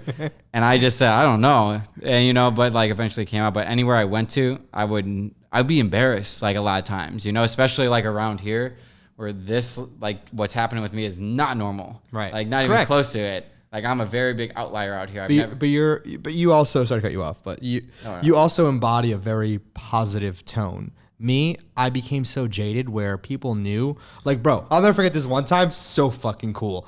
I was at Up and Down in the city, and obviously I'm pretty avid alcoholic there, if you will. Mm-hmm. And I'd always get in and out totally, you know, freely in regards to not having to wait in security and whatnot. I'll never forget this one time, like, everyone's like, oh my God. And I'm looking back, it's fucking Leo DiCaprio. They make Leo wait so I can go in. Wow. Like, I'll never fucking forget that. You should have flipped them off. Oh my God, bro. Nah. But yeah, that was the coolest experience. But like, stuff like that, I do miss. Like, that's cool. Yeah. But you're right. You do get looked at differently. You also handle things a lot more positively and nicer. For me, unless you're in my close circle, don't come near me. Don't come in my circle. It's my bubble. I don't feel safe with people in my bubble. Yeah. And that's where, like, you differ as well. Like, in comparison to me, is that you don't mind. Like, you'll talk to anybody. For me, I'll walk around with my hoodie on, headphones on. I'm always walking around with headphones on. I won't talk to anybody. These fuckers at the gym are starting to piss me off. There's like 2 people who are really cool that I met there, but there's a lot of people at my gym who just come up and they try to pitch me shit to invest in. They try to pitch me stuff to, you know, ask me dropshipping questions. Like, there's this one really cool kid who I talk to all the time there. I just saw him today, and I told him... You know he's going to watch... They're going to watch this. Oh, he's definitely going to watch this, yeah, because I told him you'd be on and everything. But, like, there's, like, a group of, like, 4 kids. Every time, it's, like, this is, like, 2016 questions. So, you think Shopify is better than Amazon? Or, like, which one should I get started with? It's like, dude. But we were those kids. I was never that guy. I was What always the the one. No, I would be the one who went to Researching? YouTube. Yeah, I would be okay, the- fair enough, There's fair a enough. difference. I've said this in the Facebook group from the very beginning. Fair enough. It's like there's a big difference between the people who ask you a question, you don't respond, and then they use that as an excuse not to try, and the people who research, find all this stuff, and then when it gets to a complicated question, I'll answer your complicated ass question. I'm not answering, you know, should I do a general store? You know, like that shit. So, but here's the thing: is that like what people don't understand is, specifically when I got started, I didn't have anybody to ask. I was literally one of the first people to do it. yeah. So I had to figure it all the way through. How did you do it, by the way? How did you figure it out? Sheer fucking luck and trying everything. Okay. Literally trying everything possible. But it was throwing shit at a wall and seeing what stuck. Because Scott, there were no YouTube videos. There was no articles. There was no Facebook Shopify groups. blog.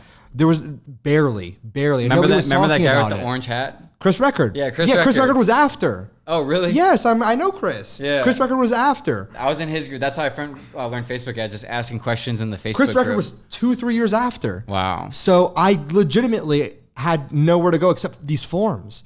And even So the forum. even that there was nowhere that I can turn. Yeah. So I legitimately had to figure it all out on my own. Yeah.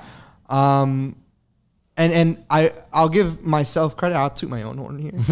I've always been resourceful enough to do that, like circumventing Facebook, figured it all out without having to I'll stay up days and nights. And that's why Adderall and Coke are my thing. Because it would just let me keep going. That's why I'm afraid to try Adderall. So, and don't. I won't. And don't. I definitely won't because I'll I know beat you with a stick. I know me because once I do Adderall once and I know how awesome it will be. Oh. I'm gonna be like, don't do it. Every time I do anything, I'll be like, oh, this will be way more productive if I did, and then like that's a bad. But cycle. look where you've made it without. Yeah. Why the fuck do you need it? I don't, and that's why I'm glad the 18-year-old thing happened because in college I would have been more susceptible to taking it, and then I'd be hooked right now. You don't need it. Trust me, you don't want to go down that road. You think I need meth though? Honestly, yes. I'll smoke a little meth. I won't take Adderall. Adderall is meth. Yeah, I know. That's why. Oh, okay, fair enough. Yeah. Legal meth. Yeah, amazing. But, yeah, I mean, I have a question for you. Mm-hmm. Tactics or mindset? Mindset, because I think that's and nobody gets that. No, and that's the thing. That's why like it pisses me off when people are like trying to go viral on YouTube and they're studying the algorithm and they're doing this. It's like, no, it's a mindset of being who you are and being entertaining to watch. It's not about tricking. Like even Mr. Beast will say that. It's not about don't study the algorithm. Just make the best video possible. And the way you make the best video possible is make you the best possible. The algorithm does play a component, but people like the algorithm isn't sitting there and knows that you have a cool personality that people will vibe with. Right. No, I'm saying like in terms of like hacking the algorithm. Right. People like will watch time and all that. Like I remember, dude, I'm not gonna name the company, but this is when I had to go off social media because of the way these people like kind of treated me. But this company paid me like X amount of dollars to make a YouTube video. And like when I went to post it, they wanted to see it beforehand, and I sent it to them, and they replied back. They're like, "Yeah, we like the video, but we think it would be a good idea to increase retention rate. You should take the reaction of you finding out that it has this feature and put it at the front, and then caption it coming up." I'm like, "Bitch, you don't have a video over 1,000 views, and I have videos that are hundreds of thousands, and you're over here telling me how to hack the algorithm. Fuck your hack the algorithm." Was this like the beginning? This was 2020. Like the beginning of you as we know? No, this was like 2 years into it. Did you need money? Because why the fuck would you conform to that? Exactly. I didn't. But the thing is, I needed content. Okay, fair enough. Yeah. And then that's why I went off social media because I'm like, I don't like the way my content's going. So then I went off social media and I came back with that crazy video, Day in the Life of Scott Hilse, which has like 350,000 views now.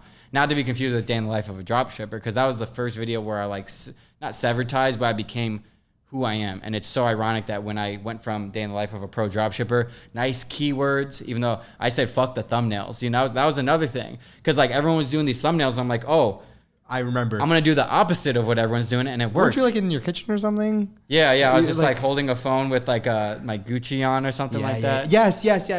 But all those videos, if you look back, it's just automatically generated thumbnails. And I was crushing people with paying people to make thumbnails. So it came down to the personality. So many people have told me in the comments of like, yeah, I didn't even drop ship. I just watch your drop shipping videos because I liked your personality. And if people understood that, like, if you just be yourself, you're going to attract people who are just like yourself. And there's tons of people like everybody. Yeah. I like you because you're a natural person. I like you in my bubble. Yeah, you too. And it's like, you're a real person. It's like so many people in your position would be very surface level. Well, we got the and then I'm not going to name, but there's a certain like person out there. I'm not even going to get down there, but there's just like a lot of business people who get no views. I mean, I'm sorry, they get a lot of views, but it's just such boring. And I wouldn't want to talk to them on this podcast. Yeah. Could only imagine. Yeah. So, and yeah, I mean, dude, like, I will admit, I do for sure look back, and there's a lot of kids in the very beginning that I see now blowing up. I'm just like, damn, maybe I should have kept up with YouTube and whatnot. But like I said, but what you're doing is like very important, Scott. Yeah. Like I told you before, enjoy your clout, because when that's done, you're 3 million, 4 million, 5 million a year. Pff. All right.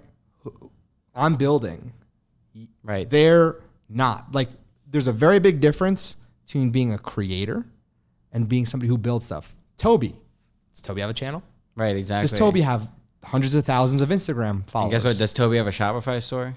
Does he? I don't know. No. Oh, he doesn't sell snowboards anymore? No, I'm just saying it's just like... No, but he does. He has hundreds of thousands of them, actually. Exactly. So, yeah, I mean, I'd rather do that.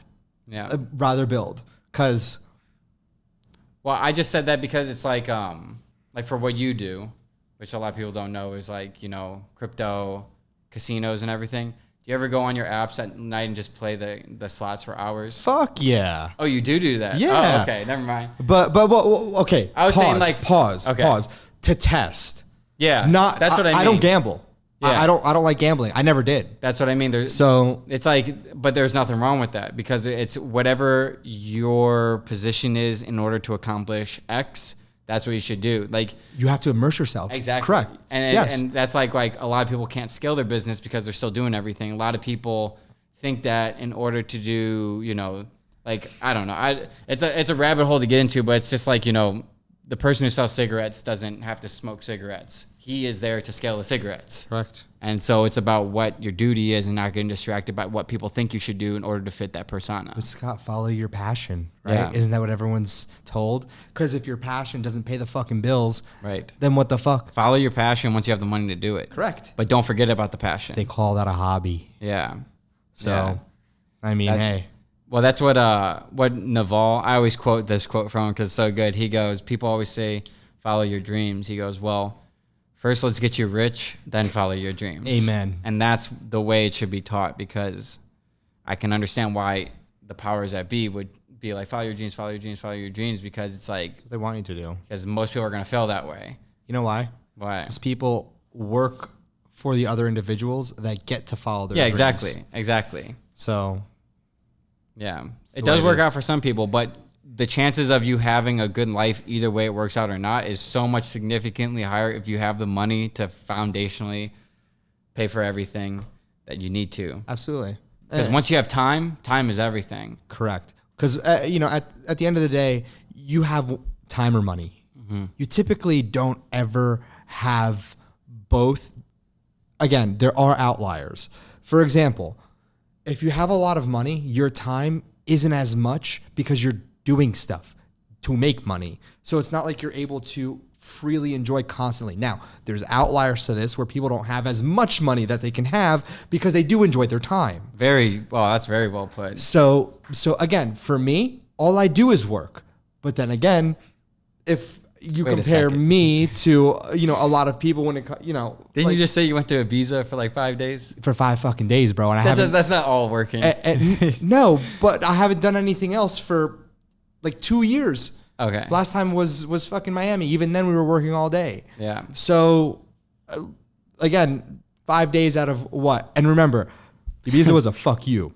Right. Don't ever forget that. The only reason I went to Ibiza because I knew I got cheated on. Yeah. So, So yeah, and on the other hand, is that if you have a lot of time, it's because you don't know how to orient that time to make yourself fucking money. So think about it. How many people do you know have so much time that don't do anything with it? They sit on the couch, smoke, or they don't know what to do with their time. So typically people have a lot of money and no time, or a lot of time and no money.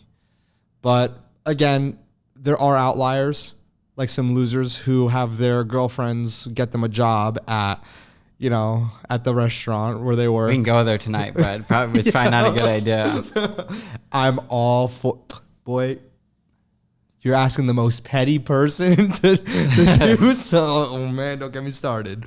But I accidentally ended up there the other night. Accidentally. And we definitely, your subconscious probably there. Don't fucking lie.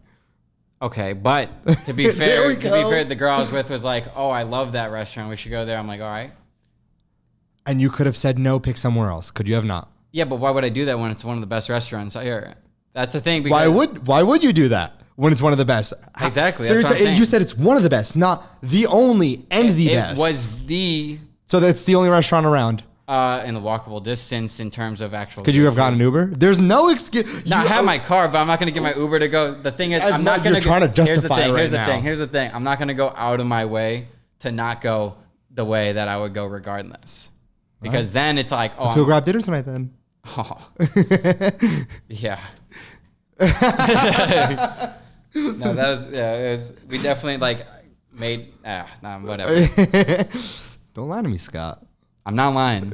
Talking to the petty king here. I'm not lying. But I know that is like energy that should not be being drained. You're right. But sometimes you do what you got to do because your feelings will take over. Or sometimes you do what you would do regardless of if that was the situation. But it's better because you have the means to be able to do it.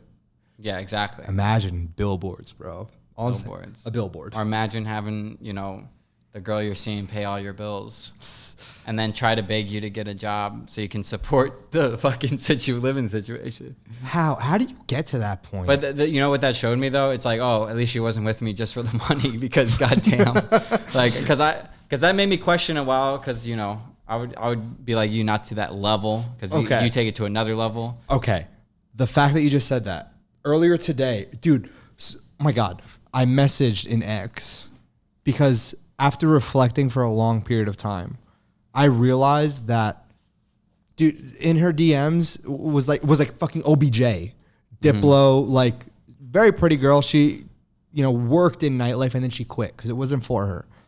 But I always thought, maybe there was an ulterior motive with me. But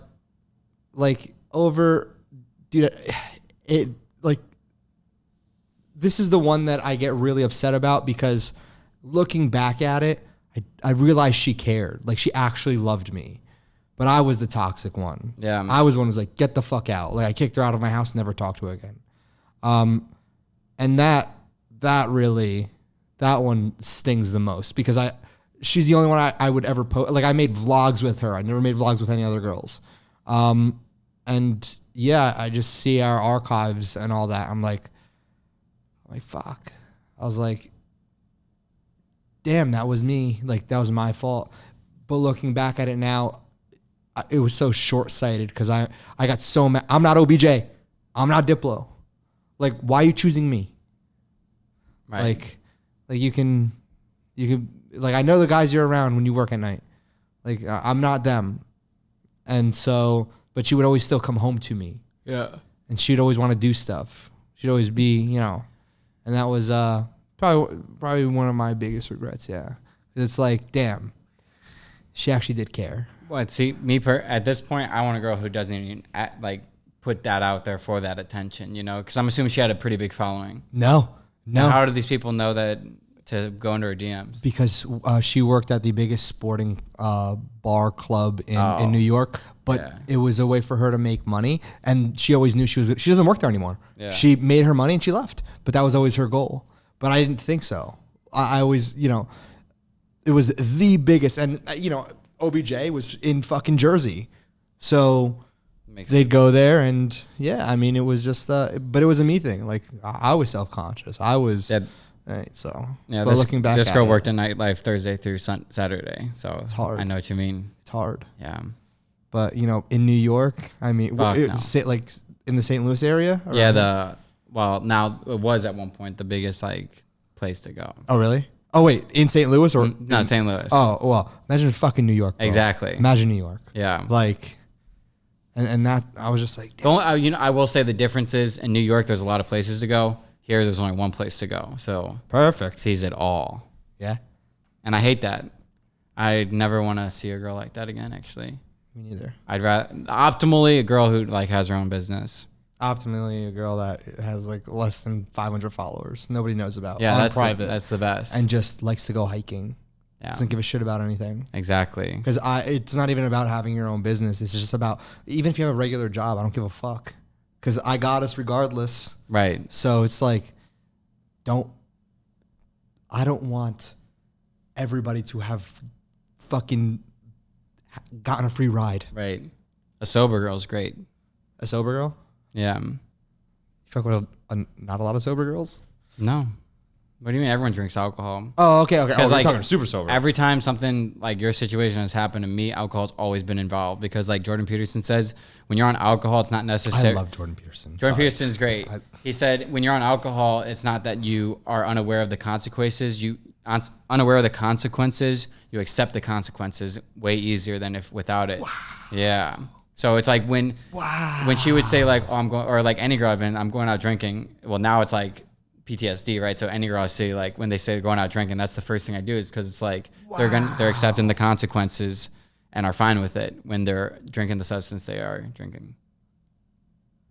I'm going to literally go to bed thinking about that. That is powerful. That is so powerful. Yeah. And unfortunately, Jordan Peterson has been struggling with addiction, which is unfortunate. Yeah. Now he's good though. Yeah? Yeah. I don't know. They put him in a coma in Russia for 10 days. The fuck? You didn't hear about that? No. Benzos. Yeah, he's off the benzos Yeah, off the now. benzos. Yeah.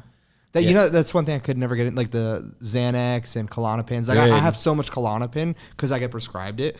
I'm not a downer guy. I can't get hooked to it, and I feel so sympathetic for people that do because I get hooked on the uppers. So I could only imagine the people, and I know the feeling, and I'm so sympathetic towards that because people will say, "Oh, just stop." No, motherfucker, that's not how it works. Yeah. So especially on hard drugs, because your body becomes physically dependent on it. Literally. Especially alcohol. Alcohol killed Whitney Houston, right? I mean, not just alcohol. Didn't she kill herself? No, she died from alcohol overdose. Really? Yeah. Are you sure? Yeah, she was doing a bunch of drugs, but if you look it up, yeah, she died from alcohol overdose. I'm sorry, alcohol withdrawal, not alcohol overdose. Yeah. Because if you're a heavy drinker, like if you're drinking like a fifth of Jack every day for months, and then you stop, you're dying. It's happened all the time. You know who really, really strikes a chord with me every time I think of him? Lead singer of Linkin Park. Oh, John Podesta's son. What was his name? Now I gotta hold on. No, the theory is that that's John Podesta's son. Do you know John Podesta? No idea. That's Hillary Clinton's campaign advisor. Fuck Hillary Clinton. If you look up John Podesta, it looks just like him. I forget, yeah, but he theoretically killed himself when he was working on the child molestation documentary. Chester Bennington. Yeah, very suspicious death. Now look up John Podesta. All right. Watch. Because this is a huge theory. This ties into like a huge web of stuff where like that's his actual dad. John Podesta? Yeah. Okay. This man's. Yeah. What's this theory? That's his dad. Oh my God, bro. Yeah. I see like a side by side. Yeah. There's that theory, when you look into that goes so deep, it's crazy. But you can hear in like some of the songs, like, true actually. You know what? Well, damn. So Linkin Park's logo is like the triangle with a triangle like that. Yeah. But it's kind of broken. So the symbol the FBI uses for child pedophilia is the same thing. Unbroken. Really? Yeah. So there's a lot of symbolism and shit. You're right. Mm-hmm.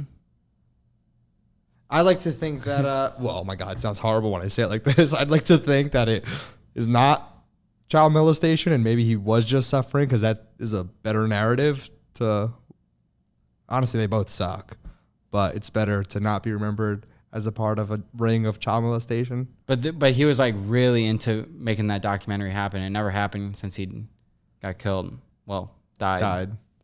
Yeah. Such a sad story. Yeah. Anyway, let's get to the business side of things now because now Scott's getting hungry, you know? No, Wants to go to a certain restaurant. No, I don't want to go. Fair. Just to be clear. But no, I think that people really are interested to know what you've been doing because you showed me screenshots of $2 million days, $1 million I show you days. the fucking wallets. You show me the wallets. Like, that's verified.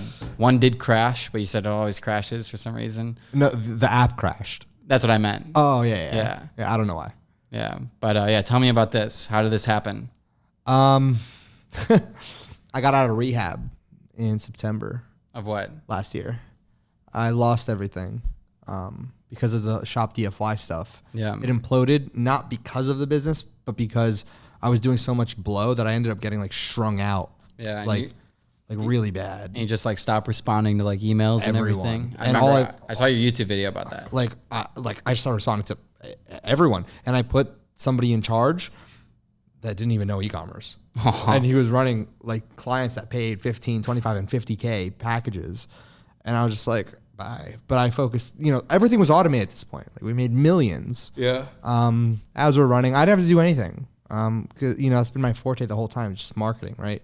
So I had to shut that down. I sold all of my stuff that time because I needed to pay everybody back. So my whole thing was people trusted me enough to give me money. It doesn't sit well on my conscience, like just blatantly scamming a jet set type of shit, right? So I paid back, like I sold everything, like the Lambo I sold at the time, my watch collect, like I sold everything, liquidated. But here's the thing, I never, like the money that I made from that, it never went to buying stuff. Like I had all the stuff that I needed. I didn't take trips anywhere, nothing. The whole thing was, like I said, I put somebody who knew ecom for like 6-8 months maybe to manage everything. We had like, on Upwork, it was like 180 something employees at one time. Damn. Or just in totality, something like that, some crazy number. And he told me, okay, we can't take any more people because like I'm too backed up. I was like, all right, so I stopped the sales. However, that many people that need to be employed every single fucking week and the money stops, I'm like, oh fuck. And it all just came crashing down due to my mismanagement and my drug habits, mainly my drug habits. And so that all came crashing down. I ended up going to rehab, came out with negative like 1,300 in my bank. It's the first time I never had money. Damn. Like I had actually less than no money. But what about in terms of taxes? Because when you owe taxes on top of not having any money to pay it with? Well, I refunded.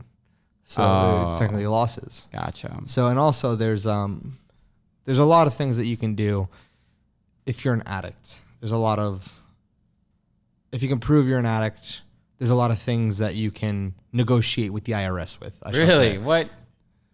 Again, do your own research. That's news to me. Do your own research. Yeah, ready? I'll actually read exactly what it says. Addiction. Wow. IRS. Very, again, the U.S. I is a didn't know funny this thing. as well. If you go on to IRS, let's see, medical. This is giving a lot of people bad ideas. Tax helpers dealing with your IRS problems one day at a time. And there's a lot of stuff you can do. Tax bill based on calculations of the penalties, mindful blowing No of your pun money. intended. But yes, there are IRS programs that you can apply to and work out some sort of deals, I shall say.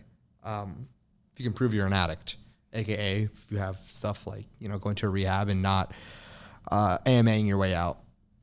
Anyway, I got out of rehab, no money, but I still had the penthouse that I need to pay for.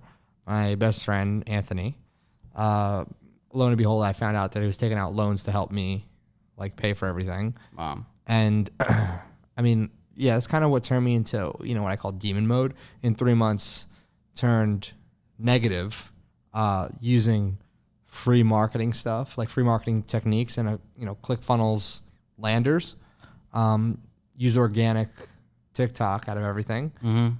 Built a big asset. I won't talk about what the asset is. Built a big asset of multiple different TikTok accounts. They all went viral in the crypto space. And then I just created this web of assets. In December, in a single day, like you saw, it was 2.3 million in net in a day. And then we rolled it over. I was like, holy shit. What I was building, these assets. NFTs? That sounds like NFT money. Partially. Okay. Partially. Yes. And the reason why I'm kind of like dancing around this is there's so many allegations out there that I stole millions, and people are trying to put a web of it together and tag like the DOJ and all that. I'm like, guys, give it a fucking break already. Yeah. But again, nothing. So we did it for months. We built all these assets. So to be more transparent, we started acquiring a lot of newsletters, Discord servers, Telegram groups. All in the crypto space? All in the NFT space. Gotcha. So what we did was we started brokering deals with project owners. We can mint out your project, but we don't want $250,000 to send out a blast. We want 30%. Nice. So because we ran the traffic. That makes we own sense. the traffic. Yeah. So they needed us. Yeah. We didn't need them anymore.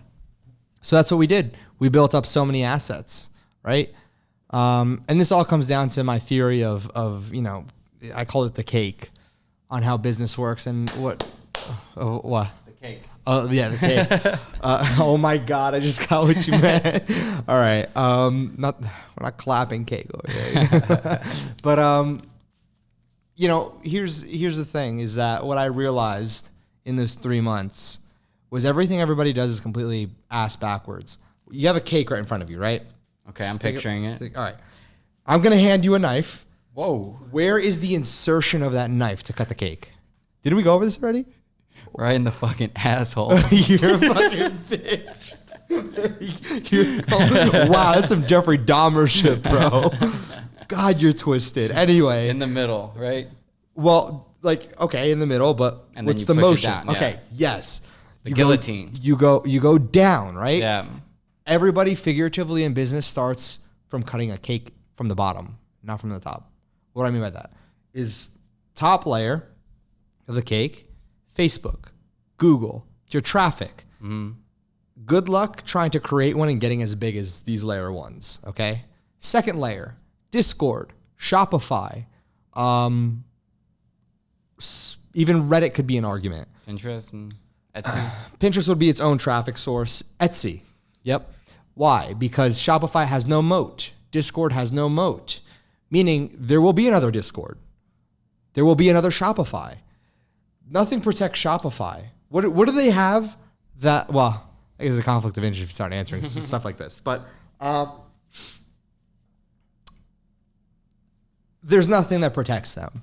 Yeah. Meaning competitors can come in. What do they have? Shopify payments? No, they don't, because that's Stripe. That's an agreement they have with Stripe. Yeah. That's not a moat. Like legitimately, they have nothing. They have an app store. Okay.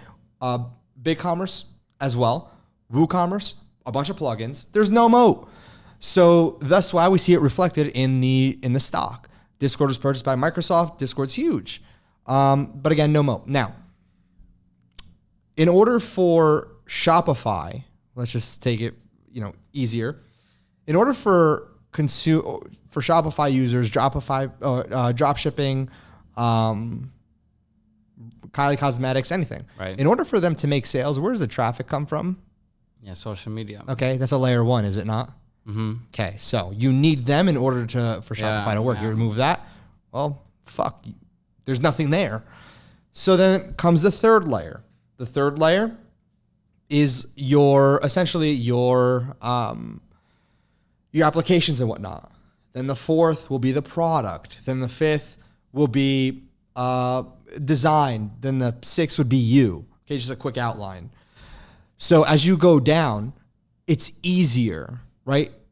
Upwards is harder, but everybody starts off from cutting downwards. Now I'm going to tie it all in for you.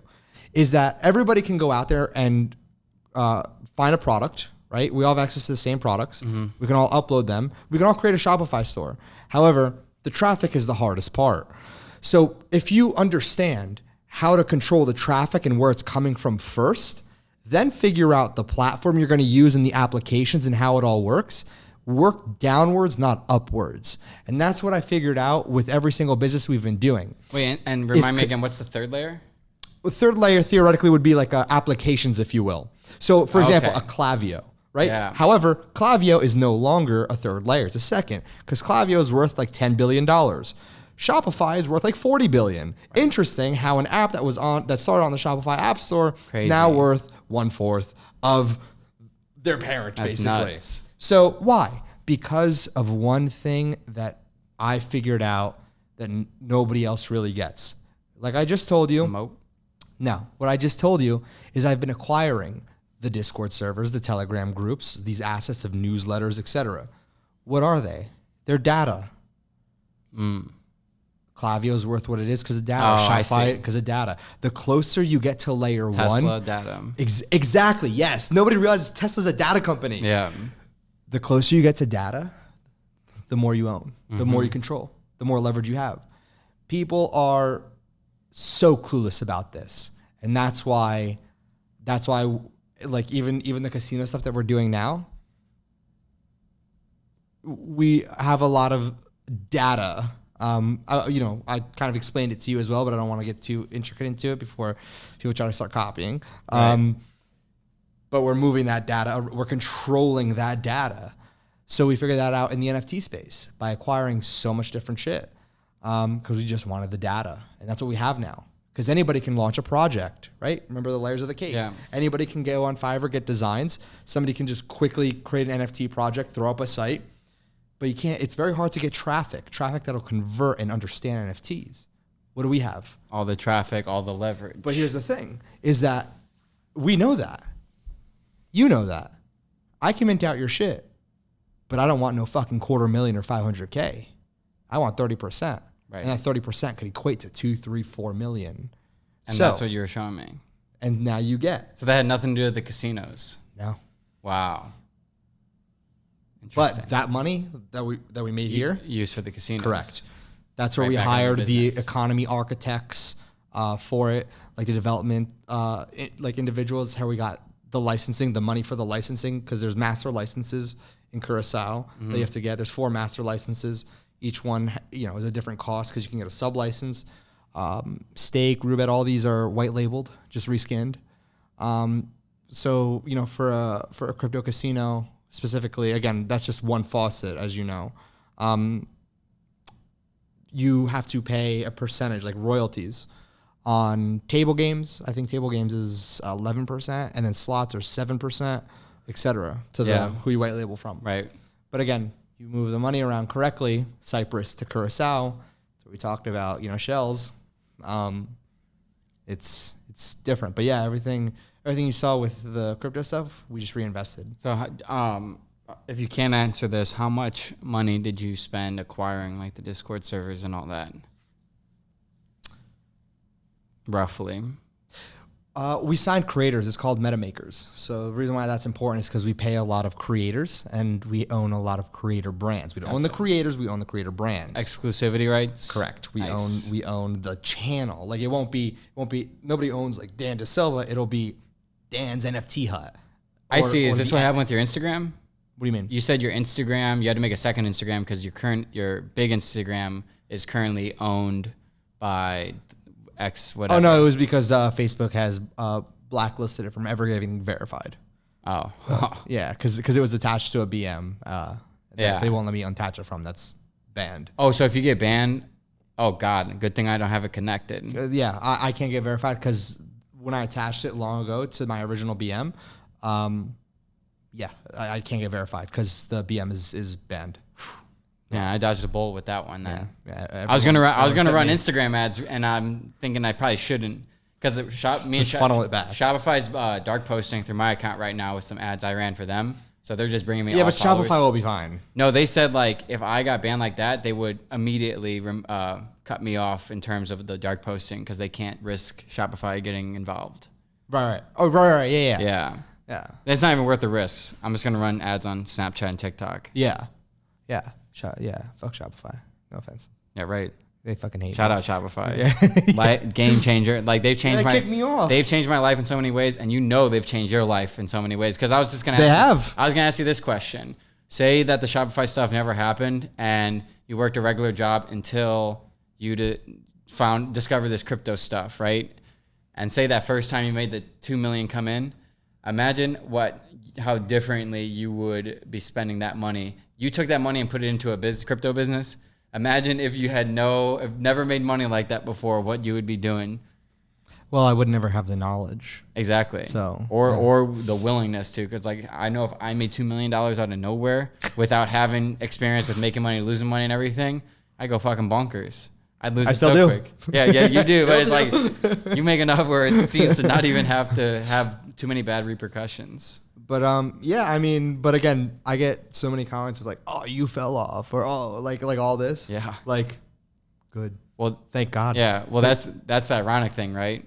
Because like I've never posted so little on YouTube or Instagram or anywhere, and I never made so much more money in my life. Exactly. It's so funny how that works. And I just make so much more than I ever have. Yeah. Because again, content creators are not business owner. Excuse me.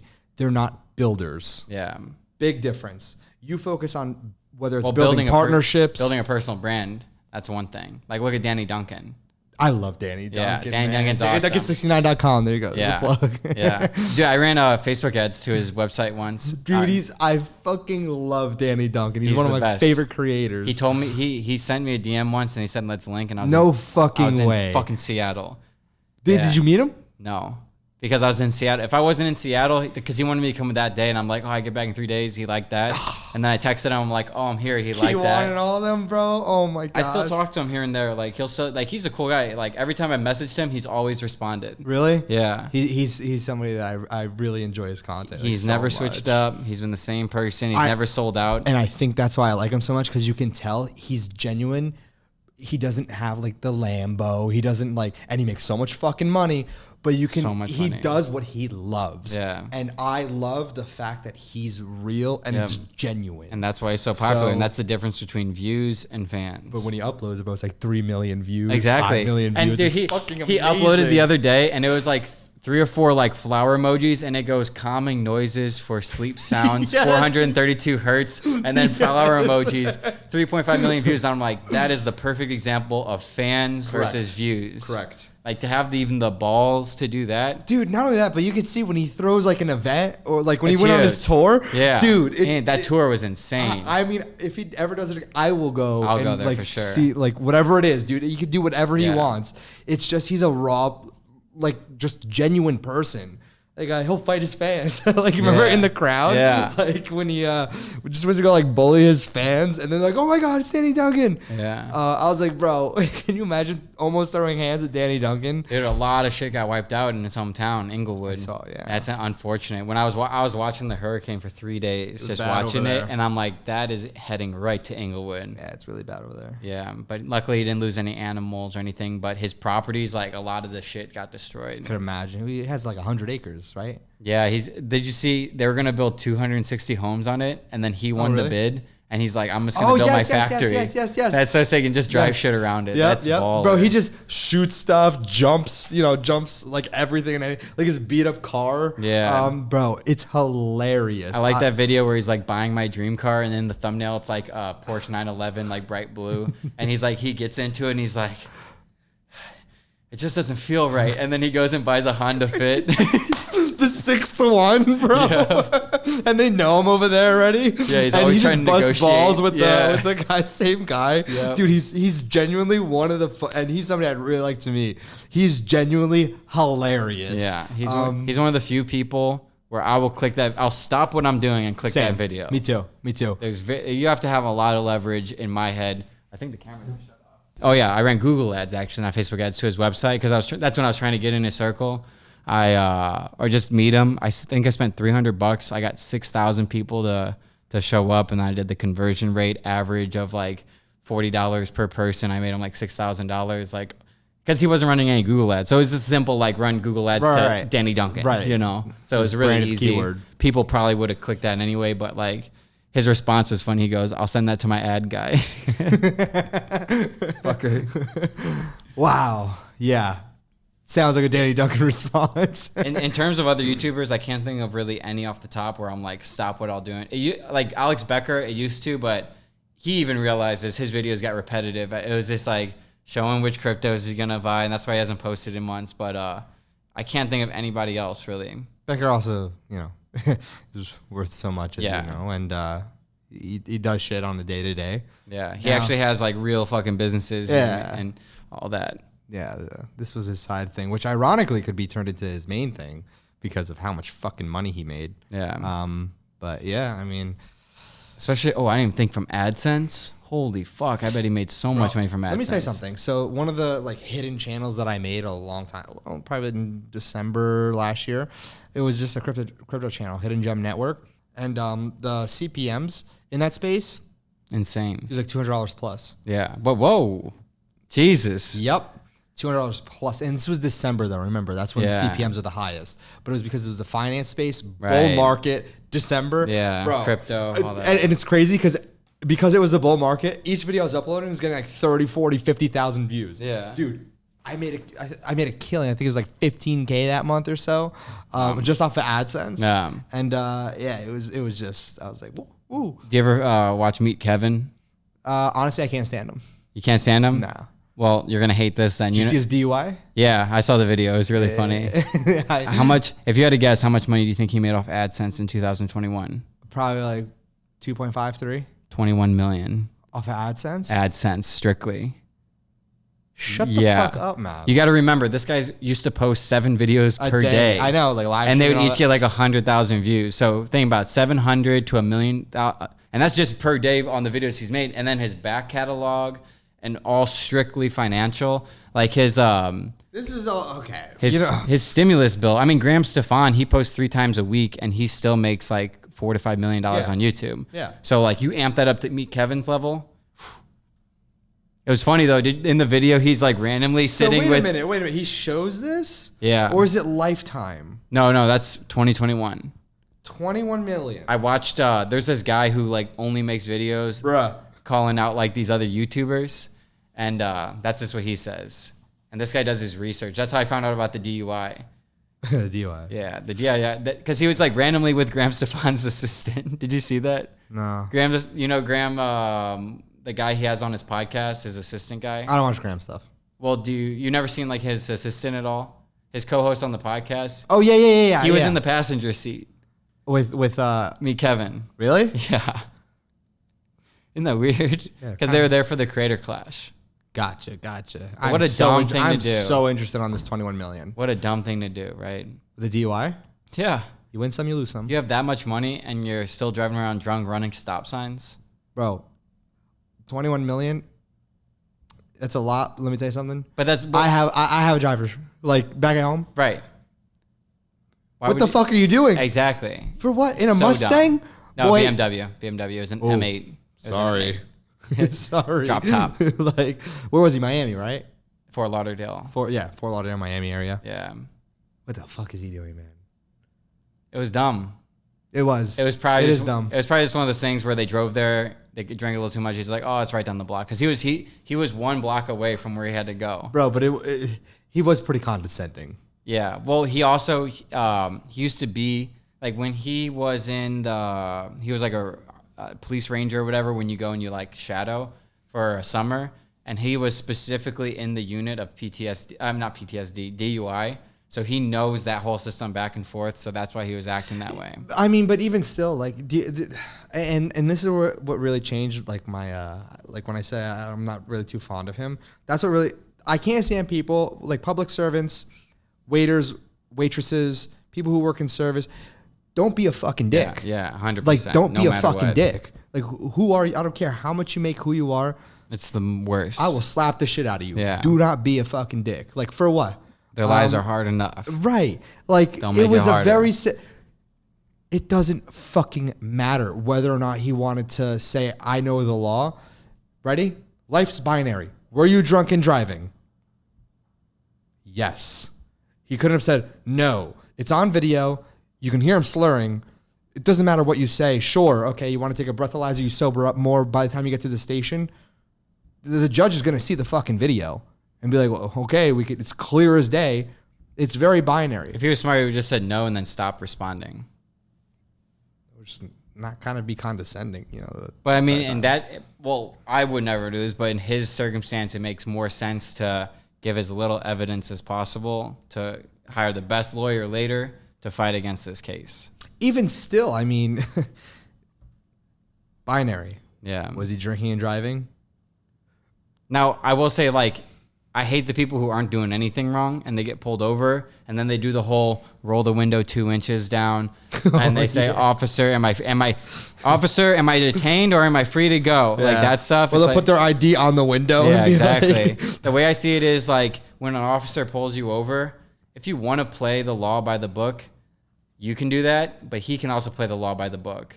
You can call the dogs if you get that. But if you realize this guy's not a fucking robot and he's a human and you treat him like a human, he'll treat you like a human. Exactly. So exactly. Yeah. Just be a good person. But when you're caught drinking and driving, I understand if you want to protect yourself by any way possible.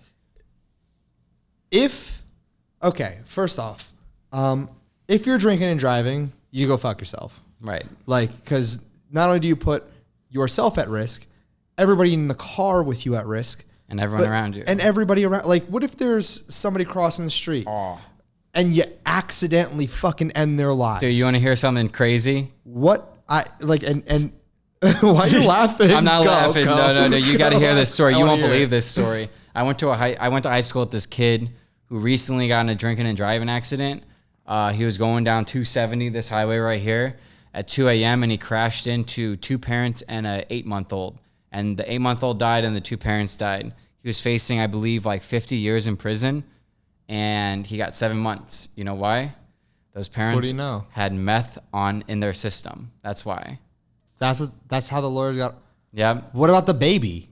Doesn't matter. The parents were on meth with a baby, so it came down to their fault, and then he got off with homicide. How crazy is that? Those are the people that will rot. I hate to use the word, but lucky as a motherfucker. 50 years to 7 months. Because can you, bro, all I can ever think about is what if that was my somebody from my family, and I hope somebody cared enough about them, but if that was me, bro, I'd make Stalin look like an angel. I would hunt these people. I'd hunt that kid down. Yeah. Yeah, if I was him, I'd leave the country when he gets out. It's not worth sticking around. Oh, this happened recently? Yeah. This happened last year. What a piece of shit. Maybe he has to live with himself. He might have gotten... Oh, no, he got 2 years. That's what it was. He has to live with himself. Yeah. Better make peace with God, man. Mm-hmm. And I'm surprised, nobody, if he gets got in jail. Yeah. I know someone who's crashed 2 cars in the past year drinking and driving. 2. Wow. He's on his 3rd car. I'm sorry. But again, if he's not he is endangering other people, but if he didn't endanger other people, He didn't get caught on either one either. How crazy is that? The cop even pulled up to the first one. Some people how do we share this oxygen with some people? But it doesn't make sense to me. I can't imagine a situation where I'm like, oh, I have to drink and drive. There's not a single situation I can think of. I never did, but that was because my cars were fucking way too much money for me to even. It's nah. Yeah. Fucking have my friends drive. Yeah. But nah, no. There's no excuse ever, none. You're a coward if something were to happen, dude. Fucking Uber, man. There's just some stuff that really gets under my skin. Yeah. You just endanger everybody. For what? I guess to save a couple bucks. I spent $100 at the bar tonight. I don't want to spend $20 on an Uber. Imagine how much it would cost for a lawyer. And exactly. all that time you rot in jail. Exactly. That's why it just doesn't make sense to me. I think it's probably an ego thing. Where they calling another man to drive you home. Karma's a bitch. Yeah. Karma's a bitch. It really is. But interesting. Yes. We're at probably 3 hours now, somewhere around there. Is there anything else that you want to get off your chest or on your mind or that you want to speak? Because the crypto casino stuff, you kind of glance over it, but I think we get the gist. It's kind of like stake and all that, but then you use exclusivity rights and certain contracts to get these creators, and then you market it. Do you market the crypto casino as you would an NFT? No. So you don't use that network? No. Why not? Different audiences. But wouldn't it? What would be the harm in like doing it? Tarnishing reputation. Oh, I see. Because I wouldn't want to, like, the assets that we've built on the NFT side. Why would I present to them specifically during this time in the social media space where it's very gung ho anti-gambling? Even like admitting to this, like, hey, this is what we're doing. It's very brave. But I would never force. That's my whole thing here. Okay, is that I told everybody in the company that we'll never push this onto people that aren't actively there. Yeah, I see. So I'm not going to go out of my way because I know what addiction is like firsthand. I'm not going to, in the NFTs that, all the assets we have, I'm not going to be like, hey guys, just because we know you have crypto, go gamble it. No, but I will go ahead and put it in front of people that already have shown interest in gambling, that already gamble. Because at the end of the day, they're going to do it regardless. Mm-hmm. Whoever they're going to is going to take their money. And I hate to say it, but if you're going to go ahead and gamble your money, I'm going to be right at the forefront, being one of those conglomerates, being one of those companies that will willingly be there saying, hey, come over here. I'll entice you to come over here. They're going to do it regardless, but I'll never go out of my way to put it in front of people's faces that, and again, this is, and I won't really talk about how we market it, but it's a very unique way where we're not. That's good. Where we're not, and that's my thing.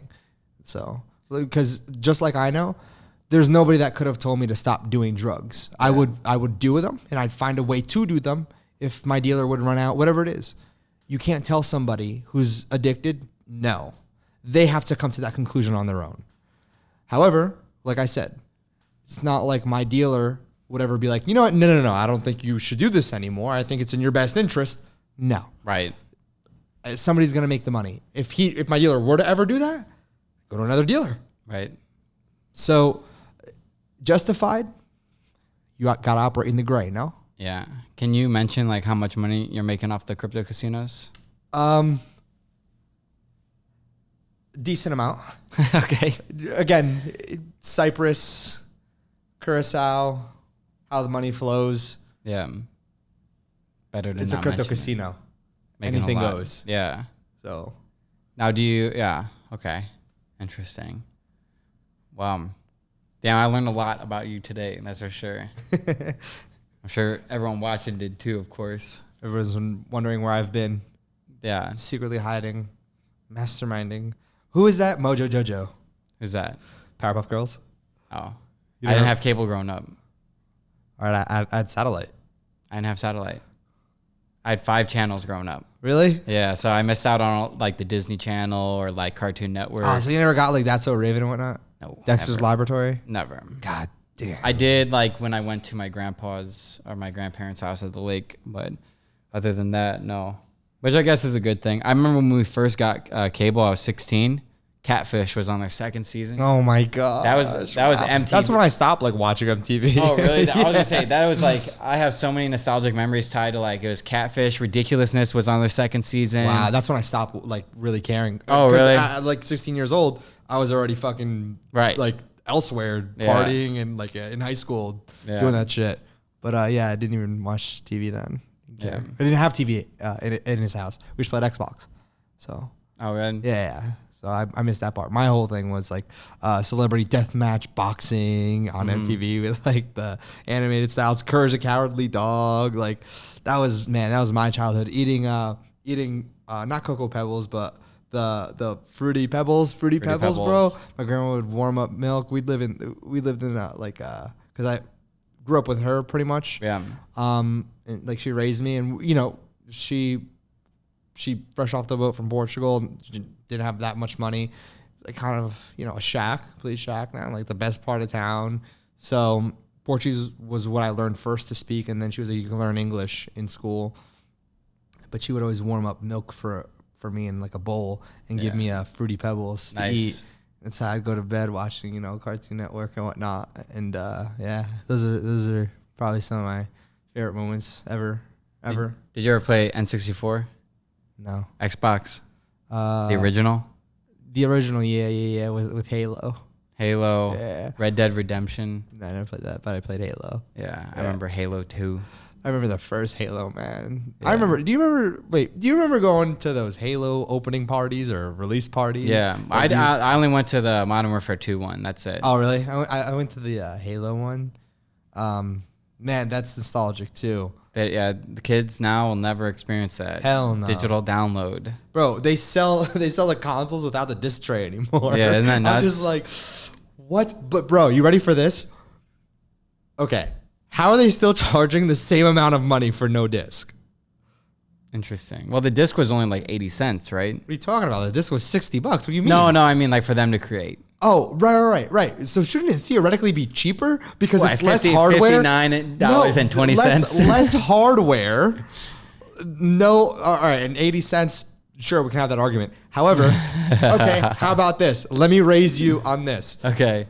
How are they charging the same? Like, if the game is $59.99 US, how is it $59.99 pounds? Oh, I don't know.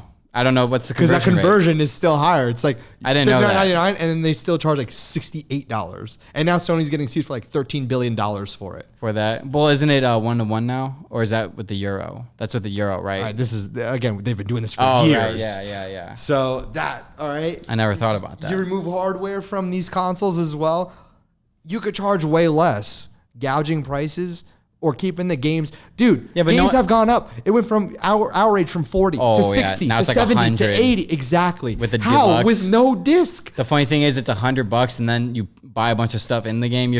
People spend like $500 a game now. Bro, how the fuck does it get more expensive with less? Like, it's genius. Believe me, it's genius. But like the disc thing, I it's want a like piece. when you bought Modern Warfare 2, did you buy Modern Warfare 2 for the disc or did you buy Modern Warfare 2 for the data in the disc? For the data in the disc. Exactly. But you're telling me there's not people that collect those discs? Very few. Most people prefer no disc because they're like, oh, it's all right there. I don't have to. Of course. So back to my point. People prefer no disc. Then why the fuck is it still that expensive? Because people want to pay. Oh, because like you're buying like the coding, you're buying all the time put into it. You're buying the development. You're buying all that. We all know these games are just fucking reskins and reworks of the original code, except GTA. Okay. Yeah. So GTA, we can have an argument, but I just think that space is fucked because these kids are getting screwed. But then again, inflation comes into this. So well, you know how dropshipping had the free plus shipping. Now like Warzone has the free plus DLC. And that model is deadly. Look at EA. Free plus ship was great for recurring too. Oh my god. Oh yeah, no, that was the deadly combo. I heard. Man. Oh my god, it was. Yeah. Supposedly, allegedly. Yeah, sometimes I like because I remember when you talked to me about that back in 2019, and like again, that's just one of those things where it's like if I did get into it, I might have been RICO'd. I might have been involved in sketchy things. Who knows? I mean, you would have. Like there's like not an option to play in that world. Did you get RICO'd? Now, fuck, I'm here. Exactly. So, but I also stopped it. That's what I mean. Maybe I didn't. I wouldn't have. You know. So it's always like. I mean, we have mutual friends that still go, but they're very smart about it. 'Cause they're also OGs that know what to do. Yeah. So. But these new age kids learning from YouTube and joining these Black Hat Discord servers. Yeah, it's probably honestly, better. Yeah, when you have that history with the payment processor already under the belt and everything. But I mean, remember the payment processor, they get their percentages, right? So it's in their best interest to keep you. But they'll also tell you, if the FTC is looking into you, because they know. Yeah. So interesting. And if they don't tell you, it's because they don't want you to stop. Yeah. Why would I stop a cash cow? When I have to do nothing. Yeah. You're doing all the sales. You're doing all the hard work. I am. Right? All I'm doing is just underwriting, getting an underwriter to sign some papers. Yeah. Just middlemanning. That makes sense. They make a lot of money. So Makes sense. if it don't make dollars, it don't make sense. If it don't make dollars, it don't make sense. Well, cool. Yeah, buddy. I think this is a good place to call it. I agree. How you feeling? What time did you wake up this morning? 8 a.m., 9 a.m. New York time? Or were you flying in from? Yeah, Florida. Oh, I moved okay. to, I moved to Tampa for 6 months. And you couldn't get a direct flight, right? No, there was no direct flights. I actually, to be very honest, I got the flight 2 hours before the flight. Yeah, that's what it seemed like. Yeah. Because you were texting me this morning. You're like, all right, I'm going to lock it in. I'm like, what? Yeah. I told you yesterday, I'm coming. And this morning, I'm like, oh, that's right. I just bought the flights real quick. Yeah. It's like, all right, I'm here. I learned recently, because I was going to go to Scottsdale. I learned you can't buy a flight within an hour. I'm in. When? When we go to Scottsdale? No. This is in January. Because Oh. Sebastian was like, like he had his friends in. They got a huge Airbnb. Yeah. And they had a couch for me. Like Seb? Yeah. Oh, I fucking love Seb. He's going to be with me in Breckenridge. Him, Luca, and Bobby. Oh, really? Yeah. Do you snowboard? Nope. Oh. I love snow, though. I mean, well, I love actual snow. Right, Like- right. I'm surprised you don't snowboard. You seem like someone who would snowboard. Like if I saw you walking down the street, I'm like, he can probably bust at least a 360 off a ramp. Could I? Most likely. Yeah. Give me a few hours. That's what everyone thinks. Give me a few weeks. Yeah, I would say no. On average, it takes like by the end of your second day, you can hit a black diamond easily. Sounds kinky. Yeah. Wait, where are we going? Where are you guys going? Breckenridge, Colorado. It's fat. You know, let me tell you something. I think females who could snowboard so hot. They call them snow bunnies. Oh, really? Mm-hmm. Gotta Reddit that one. Yeah, and they're all very physically fit. You can't be a very large woman and be trying to snowboard. You'll be top heavy. That muffin will fall. I'm in. Yeah. All right. Well, All right. thank you for having me, by the way. Thanks for coming out. This was awesome. Yeah, it was. Longest podcast? Let's see. I like to cover up the time. Oh, really? Oh. I know what you're thinking. Well, tell me about something. It didn't hit that 3 hours. I knew it. I'm just wondering, like, where are you at with like drugs in general? Adderall. I mean, I still take Adderall. Mm-hmm. Blow. My body probably like. So I made that video, and then I relapsed really bad. Because certain. I'm not gonna lie. When I watched that video, I'm like, you might be making this video a little early. Because when you made that video, I thought you were gonna be like, I've been off of it for 6 months and everying. Yeah, but in the video, you're like, heavy. I've been off of it for 2 weeks. Yeah, no, I relapsed heavy. Yeah. And it was more so I was like trying to create like this journey for myself. Didn't work out. What do you mean? Like I was trying to document it like day by day, and I was gonna kick it off with that video, and it was supposed to be like an accountability type of thing for me. Right. But at this time, dude, like I was like, fuck, I need more. Right. And I'd say like 2 months ago, maybe 2.5 months ago, I woke up one day, probably had like 6 grams in a bag, and I just looked at it. I was just like I don't know, like what hit me. I just I straight up for the first time, just dumped it in the toilet, and I never looked back. So take me into your mind. Say after you made the video, you said you were done. I'm interested because, like, I guess. Oh, by the way, before I cut you off, I know people are gonna say it, he keeps touching his nose. He keeps touching his nose. Yeah, my nose is pretty fucked. All right. So. Oh, you've been touching your nose? I do it all the time. Oh, I didn't even know. Because but you're gonna see the comments. People are like, oh, but yeah. Well, I'm just wondering. Take me into your mind, like, okay, so you made the video. You said you were done. Take me through that process of like when you got back into doing it. Like, how did you convince yourself to go hit up your dealer, and all that? Do you remember that? Yeah.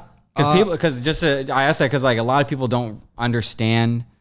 Like you said earlier, like if you're doing cocaine, just stop doing cocaine. If you're smoking cigarettes, just stop doing cocaine. I feel like I could do it, but it's like it's not that. It's not that. You got to rewire your entire brain. Correct, because I associated. Remember, like Shop DFY and whatnot. Mm-hmm. When I left Miami, came back home. Yeah. I associated doing a lot of blow with a lot of money, so it was like hand in hand. Even when I got out of rehab, bro, I got out of rehab and did more than I ever fucking did.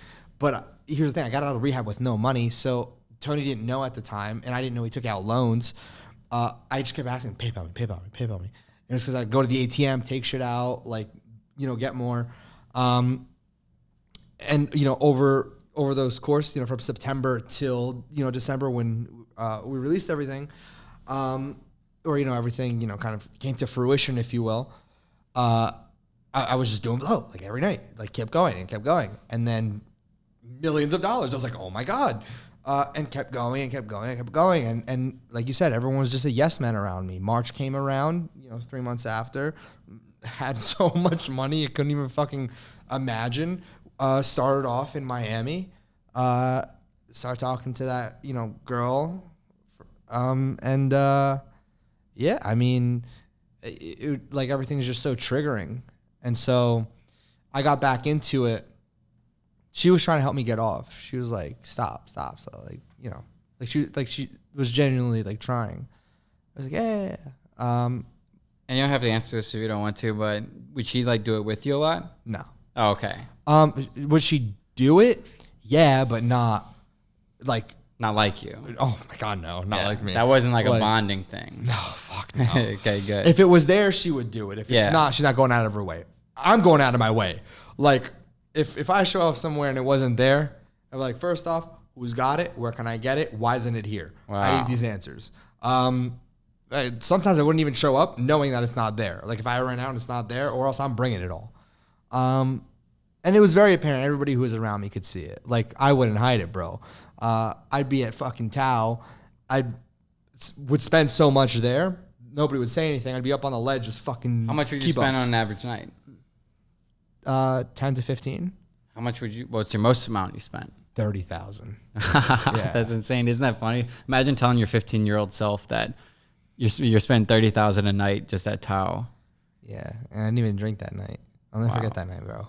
But yeah, I mean, what triggered it, back to your question, what really triggered it was some events specifically around these allegations of just stealing ungodly amounts of money and people trying to put pieces of a puzzle together that weren't there. They were making up a story. If I addressed it, it would bring awareness. Oh, I see. That's a hard spot. Exactly. If I don't address it, then it looks like it's correct. Yeah. Damned if I do, damned if I don't. This is like the first time I'm even like mentioning it.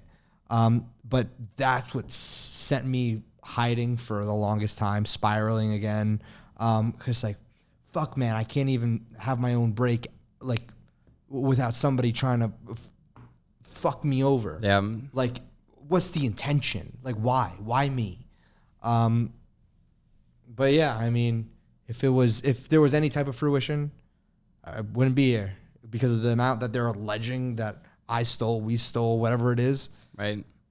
So it's a fucking lie. And they're trying to track it all back on the blockchain. I'm like, if that were the fucking case, first off, you would never catch me. Second, it's not the case. So, yeah, I mean, that's what really, I would just be so depressed, so like, I don't want to do anything, but every day I was accustomed to working, right? Yeah. So how the fuck do you get undepressed and energetic? Doing some blow. Gotcha. Keep doing blow. Where again, it would just spiral and spiral and spiral. So the stress kind of triggered it? Yeah, it was big time. And being home, my previous home, I'd wake up. First thing I do when I wake up, bro, is straight up go to the bathroom, do a bump. Very first thing. Damn. Wouldn't even That's piss. Insane. That my brain was wired That's to wake up and crazy. do a bump. Scott, when I tell you, I cannot emphasize this enough. My body, when you wake up, you're like groggy and you're like, taking a piss and you start getting your day going. My body would be in that groggy type. I'd need to piss, but my brain's like, bump now. And dude, within 30 seconds of fucking waking up, bump. Yeah. Immediately to get me going. Like there was no delay, nothing. It's like, oh, let me get my day going, bump. And the reason why I ended up stopping was because my body was just like, I would do it and I would just I'd feel like shit. I'd feel nauseous. When not on it or when on it? When I was doing it. my body just started rejecting it after a certain point. It was just like, nah. And the anxiety, bro. Whew, like I'd just be there like, oh yeah. Like the anxiety, but I'd keep needing more. But the anxiety just kept eating at me. I'd have to stay in bed, not do anything. I binge watched like Naruto, 1,500 episodes. Oh my God. Because I'd be anxious in bed and like I'd have to take like a Klonopin to What's that? A K-pin, like a Xanax. Oh. Like a equivalent to, if not like a stronger than Xanax. Oh, that's what you were mentioning before. Yeah. Just to come down to not be anxious. And I get prescribed them because I get prescribed Adderall. The way for me to come down off of Adderall, my doctor says take Klonopin. Makes sense. Shout out my doctor. Hey. Nah, great guy. I love him. But yeah, it's a bumpy road. I'm not gonna lie, and I'm glad we're doing this now and not in New York when we're supposed to. Because I was worried for you in New York. Because do you remember that?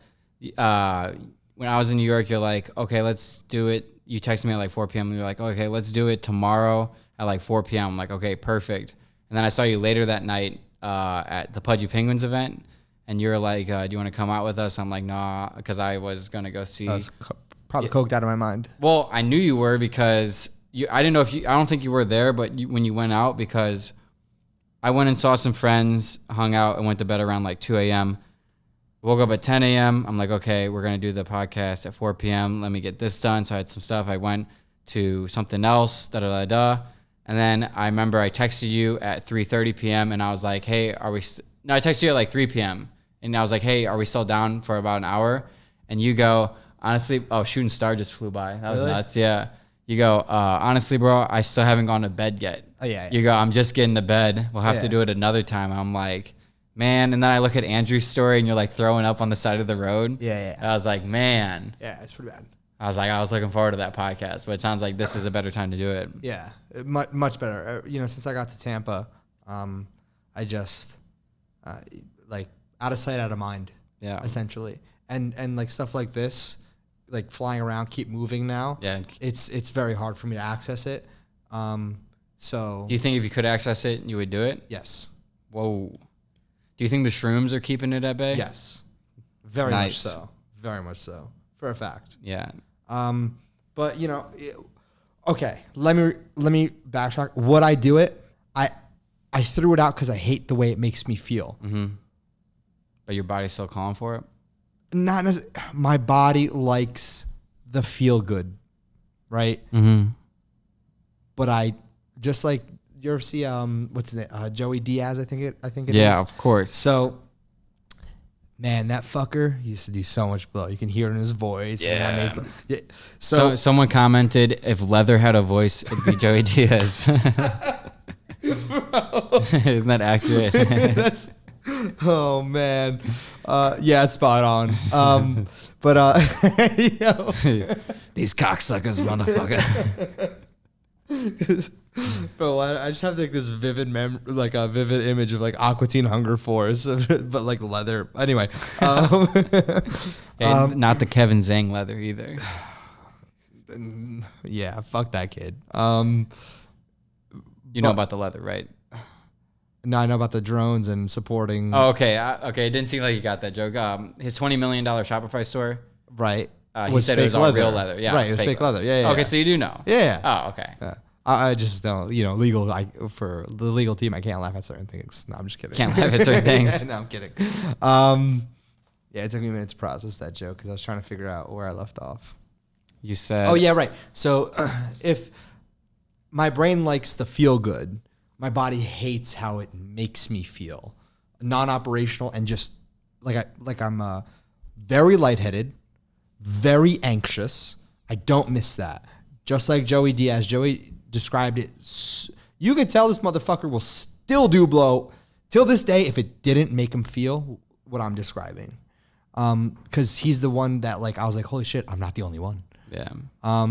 And then I read the comments and everyone's like, yeah, I hate the way it made me feel after years of use. Mm-hmm. Like, holy fuck. Like, dude, I did it for 2.5 years every single fucking day, except the 7 days I was in rehab and I AMA'd my way out. Yeah. AMA is against medical advice. Oh, nice. Meaning that you just say fuck you guys and you don't complete the program. Yeah, very different to the Reddit AMA. So, completely different. Not an ask me anything. It's against medical advice. But I mean, the biggest enabler was my my ex, like I was with for a while. Toronto? No. Oh. No. God damn, you're choosing these girls. You're choosing just. This one was really bad though. Looking back at it now. Like, wait, was it the one I met? Remember the girl I met in Los Angeles? Okay. Because you were saying the same shit back then about that girl too. And that's the one that I regret big time. That's like on how things went. Like she was the one that I can confidently say actually cared. Yeah. So you see how I'm toxic? Okay, I see. You see how I'm toxic? Well, I remember you telling me and Jared in 2019, September before that, you're like, this fucking girl, da da da. And Jared was like, listen, man, you can't be putting up with that. So it seems like it's a pattern that it's me. I've been trying to explain this. Yeah. But yeah. It's fuckboy summer. Yeah. Well, I remember I got heavily addicted to nicotine pens. Really? I was doing 2 a day, 3,000 puffs a day, so 6,000 puffs a day. Oh my God. It was nuts. And then I quit in Miami. It was weird because instead of like tapering off like most people say you should do, I hit that thing as hard as many times as possible, pulling up to the Miami apartment. Did you do tricks, bro? What's that? Did you do tricks? I mean, I can, but like it got to the point where like any stress hit, any enjoyment hit, any hit. But when I threw it out, I remember the next day, dude, was ridiculously bad. That night was like Headaches? I remember. Well, I would put it like this: like I got there, I threw it out, I met all my roommates. They're like, okay, let's go get dinner. I'm like, cool. And as we're walking to dinner, it felt like everything was getting far away, and every voice was getting far away. And I was sitting at dinner, and like they were talking, and it just felt like they were far away. And then the next day, I woke up, and I remember thinking, like, maybe I should jump off this balcony. Not like on a serious note, but it was alarming that it was a thought. Well, it was like anytime I moved to a new city, I've always like, okay, let me get the groceries, let me get the gym membership, let me get all this in order, da da da da. But that first day, I'm like, I just wanted to fucking die, and it wasn't like I felt miserable. It was just like it was a bunch of fat. I lived in a nursery home essentially. That didn't help. Like people were dying all around me at this Miami apartment. Yeah, right. I had to mess up Miami. Bro, what the fuck? But no wonder why you don't like Miami. Yeah, no, I could go on and on about my bad experience, but again, it's just like you saying with a lot of these toxic girls, like it's you, not them. I think with Miami, it was me, not Miami. Yeah. But because I have like when people, a negative connotation. When people say that, like you were talking about the porch tower, I had a view of the porch tower from my apartment. I get such bad PTSD because, dude, I'll tell you after, but these TikToks that went viral and all this bullshit that I went through while being out there has scarred me so bad in terms of Miami. Really? I like what they do. I hate that state. Like all Florida.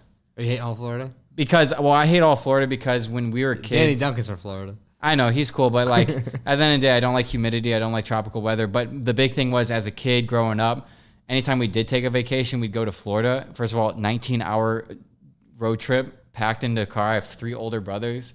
That was bad, but awesome. The big thing was like, I'm like, why are we going to Florida? Everyone goes to Florida. Everyone from here goes to Florida. Let's go to fucking Wyoming, Montana. Yeah. Let's go somewhere where it's Chicago or Florida if you're from Missouri. And I hated being, so I already had that going into it. And the only reason I moved there was because of the COVID regulations, which ironically, my building still enforced masks. It was the only building in Miami to enforce masks still because of all the old people. So it was an old people home. It was. Yeah. Ian said that before I got there, someone died on like the 20th floor and we were at 29. So you could smell the dead body because it rotted in. What the fuck? It rotted in there for a couple months, he said, until someone found him.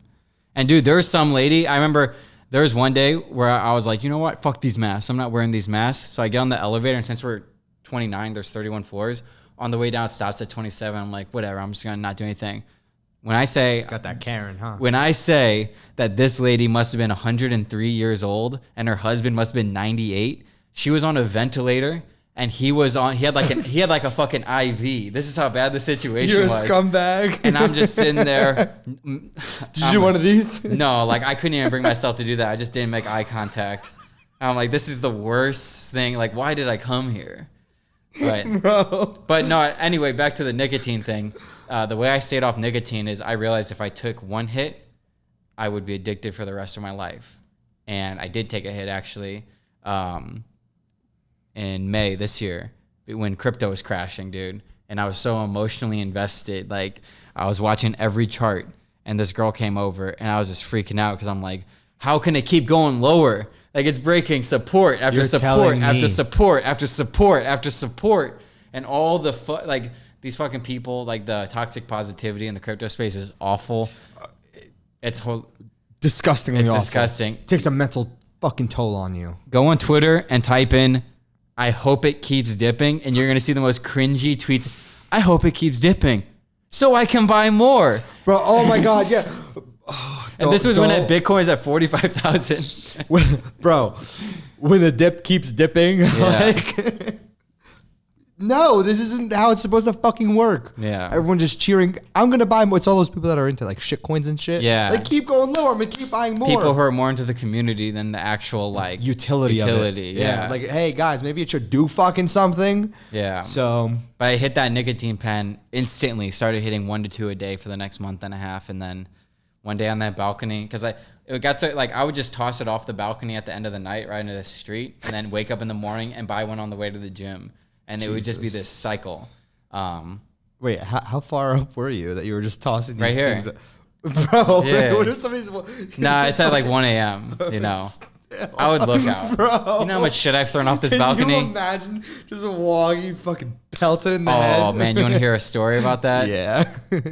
So there was this one. I'll tell you the details on the first part of this after this podcast because it's graphic details.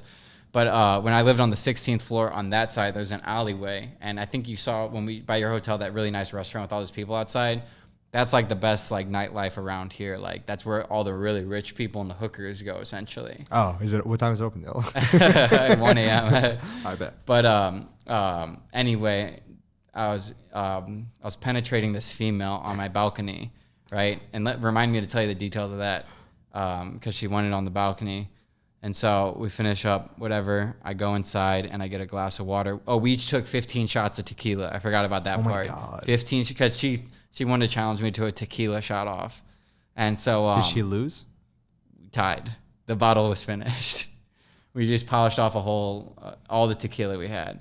Anyway, I get this glass of water and I just go to the balcony, get some fresh air, and I take a sip, right, full glass of water, and I look down and I see 3 girls because like Clayton gets packed at night on the weekends, so sometimes they got to park over here to walk over there.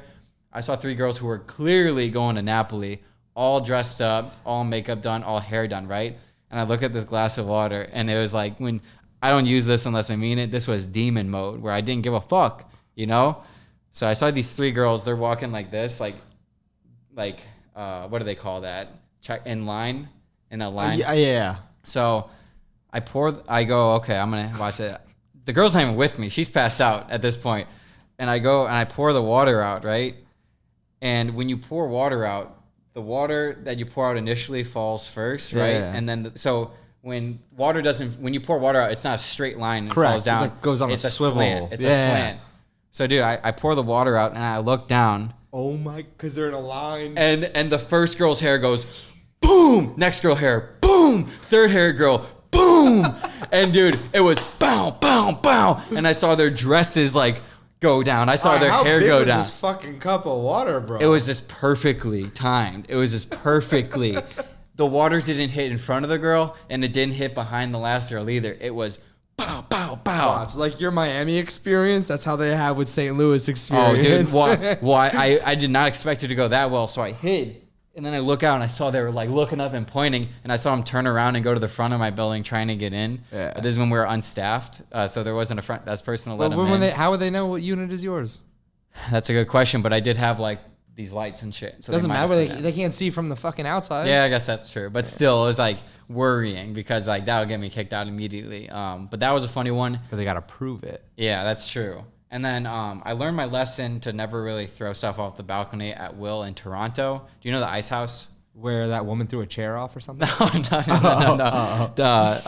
I know Toronto? Yes, I know Toronto. The Ice House. Do you know that one? It's 88 stories. It's massive, but it's mostly all Airbnbs. So I was wondering. Oh, okay. Yes. And it has a view of the Sky Needle. Yes, I think I know. So I went there. I went there in 2019 with my friend Camilla, and one night she was like passed out at 1 a.m. I was hitting the fucking dab pen. Again, this time I wasn't trying to like be demonish. I just wanted to see what would happen if I threw something off the 51st story. And so I'm like, I have this piece of gum, right? And I'm like, I'll just throw this piece of gum. And I look down, make sure there's no one there. It's a back alleyway between the Target and the building. What's with you in alleyways? I don't know. I just always seem to be facing them. But dude, like I remember, I'm like, all right, I'll just throw this gum. I'll see what happens. I throw the gum. Right when it releases off my fingers, some guy walks out from that back alleyway, and I see the gum falling. Again, I'm super stoned from the dab pen, and I see this guy walking perfectly in line.